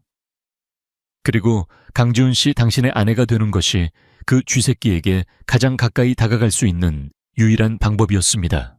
지훈은 말문이 막혔다. 그녀의 설명은 너무나도 충격적이었지만 동시에 그가 겪고 있던 모든 위기 상황과 완벽하게 맞아떨어졌다. 프로메테우스 AI의 실패, 그리고 이어지는 적대적 M&A 시도, 이 모든 것이 하나의 큰 그림 아래에서 움직이고 있었던 것이다. 초해진석 부회장이군. 지훈이 말했다. 그것은 질문이 아닌 확신에 찬 단언이었다. 서연은 고개를 끄덕였다. 모든 정황이 그를 가리키고 있습니다. 하지만 결정적인 증거가 없었어요. 그가 스위스 은행의 비밀 계좌를 통해 블랙스톤 캐피탈로부터 자금을 받은 흔적을 찾아야만 했습니다. 그래서 당신에게 익명으로 제보를 했던 겁니다. 하지만 그의 보안망은 생각보다 훨씬 더 철저했어요. 이제 모든 것이 명확해졌다. 감정이 이성을 앞서서는 안 되는 순간이었다. 강지훈은 분노와 배신감으로 그녀의 멱살을 잡고 싶었지만 CEO로서의 냉철한 이성이 그의 행동을 제지했다. 이 상황에서 윤서연은 그를 기만한 적이기도 했지만 동시에 최진석이라는 공동의 적을 가진 유일한 동맹이기도 했다. 그녀의 기술력, 정보력, 그리고 자금력. 그것이 이 절망적인 전쟁을 뒤집을 수 있는 유일한 카드였다. 지훈은 깊은 숨을 내쉬며 눈을 감았다 떴다. 좋소. 일단 당신을 믿지. 아니, 당신의 목적을 믿어주지. 지금부터 우리는 동맹이다. 하지만 명심해. 이 일이 끝나면 우리 사이의 문제도 반드시 매듭 지을 거야. 서연 역시 고개를 끄덕였다. 동의합니다. 지금은 사적인 감정보다 아우라 그룹의 생존이 우선이니까요. 그 순간 두 사람의 관계는 완전히 새롭게 정립되었다. 남편과 아내가 아닌 두 거대 기업의 CEO가 맺은 비밀스럽고 위험한 전략적 동맹. 그들은 즉시 회의에 들어갔다. 펜트하우스의 거실은 순식간에 최첨단 전략 회의실로 변했다. 서연은 자신의 노트북을 거실의 대형 스크린과 연결했다. 그녀가 몇 번의 키를 입력하자 화면에는 아우라 그룹의 내부 네트워크 구조도와 실시간 주식 거래 현황, 그리고 최진석과 관련된 모든 정보망이 복잡하게 떠올랐다. 지우는 그 화면을 보고 다시 한번 놀라움을 금치 못했다. 이것은 자신이 가진 정보보다 훨씬 더 깊고 정밀했다. 그녀는 이미 아우라의 모든 것을 손바닥 위에 올려놓고 보고 있었던 것이다. 조혜진석은 스위스 취리히의 바그너 프라이빗 뱅크를 이용하고 있습니다. 서연이 말했다. 이 은행은 전 세계의 부호들이 검은 돈을 세탁하는 창구로 유명하죠. 보안이 철저해서 외부에서는 절대 뚫을 수 없어요. 지훈이 물었다. 그럼 방법이 없는 건가? 서연의 입가에 자신만만한 미소가 떠올랐다. 외부에서는요. 하지만 내부에서라면 이야기가 달라지죠. 그녀는 화면에 한 남자의 사진을 띄웠다. 이 사람은 마커스 밀러, 바그너뱅크의 데이터베이스 관리자입니다. 유능하지만 치명적인 약점이 있죠. 바로 온라인 포커 중독입니다. 그녀는 계속해서 설명했다. 저는 지난 한 달간 가상의 인물로 그에게 접근해 온라인 포커를 함께 쳤습니다. 그리고 그의 돈을 모두 따줬죠. 빚에 시달리던 그는 제가 제안한 쉬운 아르바이트를 거절할 수 없었을 겁니다. 지우는 그녀의 치밀함에 혀를 내둘렀다. 그녀는 단순히 해킹만 하는 것이 아니었다. 인간의 심리를 파고들어 시스템의 가장 약한 고리인 사람을 공략하고 있었다. 서연의 손가락이 키보드 위에서 춤을 추기 시작했다. 밀러가 오늘 새벽 은행 데이터베이스에 보안 패치를 업데이트하면서 3분간 원격 접속 포트를 열어주기로 했습니다. 우리에게 주어진 시간은 단 180초. 그 안에 최진석의 계좌에서 블랙스톤의 페이퍼 컴퍼니로 이어진 자금 거래 내역을 찾아내야 합니다. 지우는 숨을 죽인 채 스크린을 바라보았다. 그의 심장이 그의 의지와는 상관없이 미친 듯이 뛰기 시작했다. 한 기업의 운명이 이제 그녀의 손가락 끝에 달려 있었다. 카운트다운이 시작되었다. 화면에 수많은 데이터가 폭포수처럼 쏟아져 내렸다. 서연의 눈은 그 데이터의 흐름을 놓치지 않고 쫓아갔다. 1분, 2분. 시간은 흐르는데 결정적인 증거는 보이지 않았다. 지훈의 손에 땀이 차기 시작했다. 카운트다운이 10초를 남긴 순간 서연의 눈이 빛났다. 찾았어. 그녀는 프로메트스라는 이름으로 위장된 폴더 안에 숨겨져 있던 암호화된 거래 파일을 발견했다. 최진석의 교활함이 돋보이는 위장이었다. 그녀는 즉시 다운로드를 시작했다. 남은 시간 3초 2초. 다운로드 완료. 메시지가 뜨는 순간 원격 접속 포트가 닫혔다. 완벽한 성공이었다. 파일 안에는 최진석이 지난 6개월간 블랙스톤으로부터 컨설팅 비용으로 위장된 거액의 자금을 받아온 모든 기록이 담겨 있었다. 이것이야말로 빼도 박도 못할 스모킹건이었다. 이틀 후 운명의 주주총회 날이 밝았다. 최진석 부회장은 승리를 확신하며 의장석에 앉았다. 그의 편에 선 이사들과 블랙스톤의 대표는 여유로운 미소를 짓고 있었다. 모든 것이 그의 계획대로 흘러가고 있었다. 적대적 M&A 안건이 상정되고 투표가 시작되기 직전이었다. 바로 그 순간 지훈이 자리에서 일어났다. 잠깐 의장, 투표에 앞서 주주 여러분께 반드시 보여드려야 할 영상이 있습니다. 최진석의 얼굴이 순간 굳어졌다. 강 회장, 지금 뭐 하는 짓인가? 의사 진행을 방해하지 마시오. 하지만 지우는 아랑곳하지 않고 스크린에 영상을 재생시켰다. 영상에는 스위스 은행의 거래 내역이 선명하게 나타났다. 최진석의 비밀 계좌에서 블랙스톤의 페이퍼 컴퍼니로 흘러들어간 수백억 원의 자금 내역. 그리고 그 영상의 마지막에는 헬레나의 이름으로 남겨진 메시지가 있었다. 정의는 때로 가장 예상치 못한 곳에서 온다.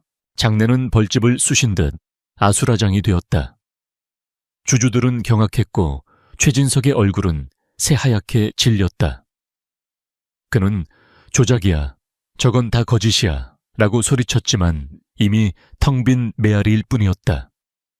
지훈의 옆에 앉아있던 김 실장이 조용히 보안팀에게 손짓했다. 모든 것이 끝났다. 최진석과 그의 편에 섰던 이사들은 그 자리에서 긴급 체포되었다. 블랙스톤 캐피탈의 대표는 굳은 얼굴로 황급히 회의장을 빠져나갔다. 거대한 폭풍이 지나가고 아우라 그룹은 구사일생으로 살아남았다. 회의가 끝나고 텅 빈 회의장 지우는 의자에 깊숙이 몸을 묻었다. 그때 그의 스마트폰이 진동했다. 김민지에게서 온 문자였다. 저녁 식사 준비해 놓을게요. 오늘은 일찍 들어오세요. 지우는 그 문자를 보며 복잡한 미소를 지었다.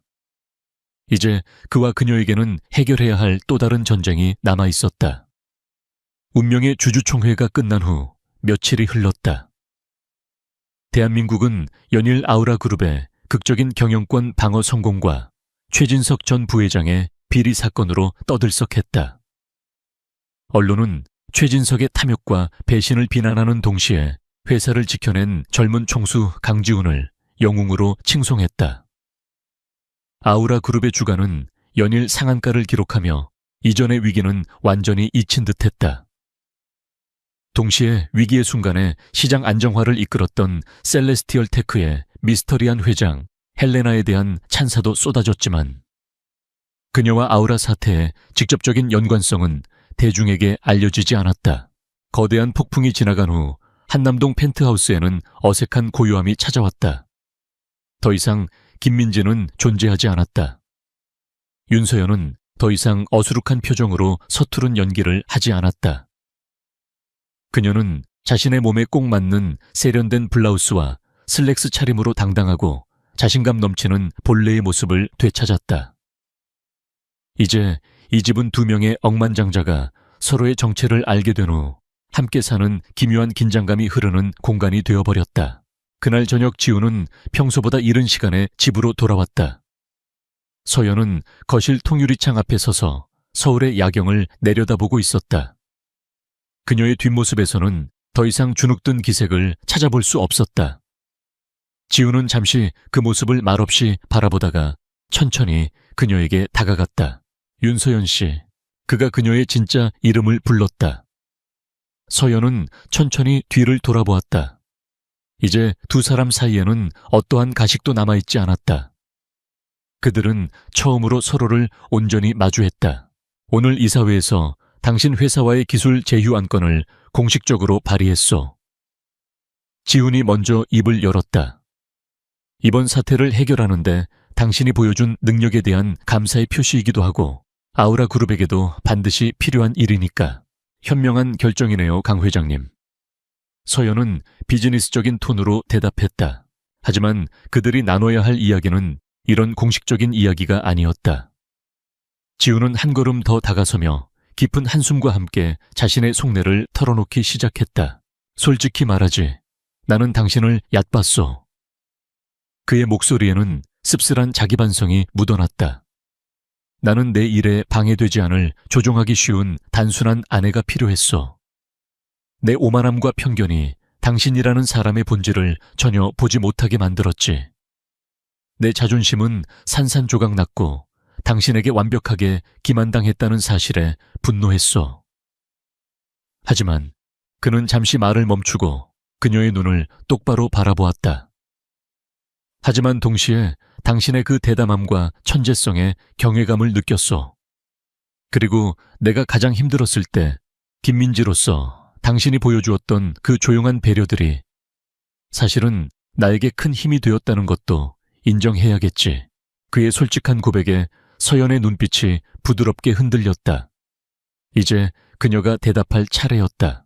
제오, 역시 사과해야 합니다. 그녀는 진심을 담아 말했다.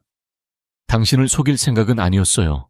하지만 그것이 제 회사와 기술을 지키고 전쟁을 일으키지 않으면서 진실을 파헤칠 수 있는 유일한 방법이라고 생각했습니다.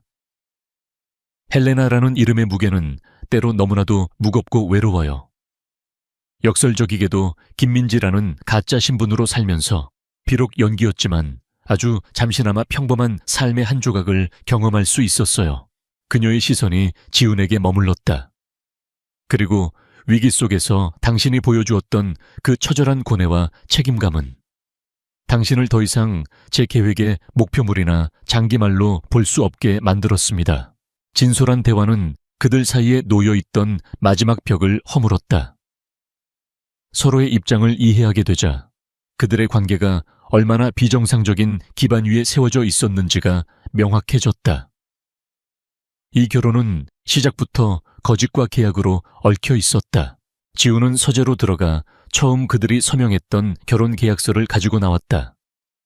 두 장의 종이 위에는 서로의 삶에 관여하지 않는다는 차가운 조항들만이 나열되어 있었다. 이 결혼은 거짓으로 시작됐소. 지훈이 계약서를 테이블 위에 놓으며 말했다. 이 계약을 파기합시다. 이건 당신을 거부하는 게 아니오. 오히려 당신에 대한 존중의 표시지. 모든 것을 백지 상태로 되돌리고 싶소. 그는 계약서를 반으로 찢었다. 그 행위는 과거와의 완전한 단절을 의미했다. 서연은 아무 말 없이 그 모습을 지켜보았다. 그리고 지우는 모두가 예상치 못한 행동을 했다. 그는 서연을 바라보았다. 더 이상 사업 파트너나 계약상의 아내가 아닌 한 사람의 여자 윤서연으로. 윤서연 씨. 그의 목소리는 이전보다 한결 부드러워져 있었다. 나와 데이트해 주시겠소. 진짜 데이트 말입니다. 계약도 목적도 없이 그냥 강지훈과 윤서연으로. 당신이라는 사람을 처음부터 다시 알아가고 싶소. 만약 내게 기회를 준다면. 그의 제안에 서연의 얼굴에 처음으로 진짜 미소가 피어올랐다. 가면이 아닌 계산되지 않은 마음에서 우러나오는 환한 미소였다. 좋아요, 강지훈 씨. 일주일 후 두 사람은 시끄러운 도심을 벗어나 한적한 한강변을 걷고 있었다. 값비싼 수트나 화려한 드레스 대신 편안한 캐주얼 차림이었다. 그들은 더 이상 서로를 분석하거나 의심하지 않았다. 좋아하는 음식, 어릴 적 꿈 사소한 취미에 대해 이야기하며 웃었다. 차갑고 텅 비었던 펜트하우스가 아닌 따스한 햇살 아래에서 그들의 시간은 자연스럽게 흘러갔다. 두 명의 거인이 가면 뒤에 숨어 서로를 겨누던 시간은 끝났다. 이제 그들은 서로의 상처와 진심을 마주하며 진짜 관계를 쌓아 올리기 시작했다. 어느 새벽 지훈과 서연은 펜트하우스의 테라스에 나란히 서 있었다. 저 멀리 서울의 스카이라인 너머로 붉은 태양이 서서히 떠오르고 있었다. 그것은 거짓 위에 세워졌던 그들의 과거를 몰아내고 진실 위에서 새롭게 시작될 그들의 미래를 비추는 새로운 시대의 새벽이었다. 두 사람은 말없이 서로를 바라보며 미소 지었다. 그들의 진짜 이야기는 이제 막 시작되고 있었다.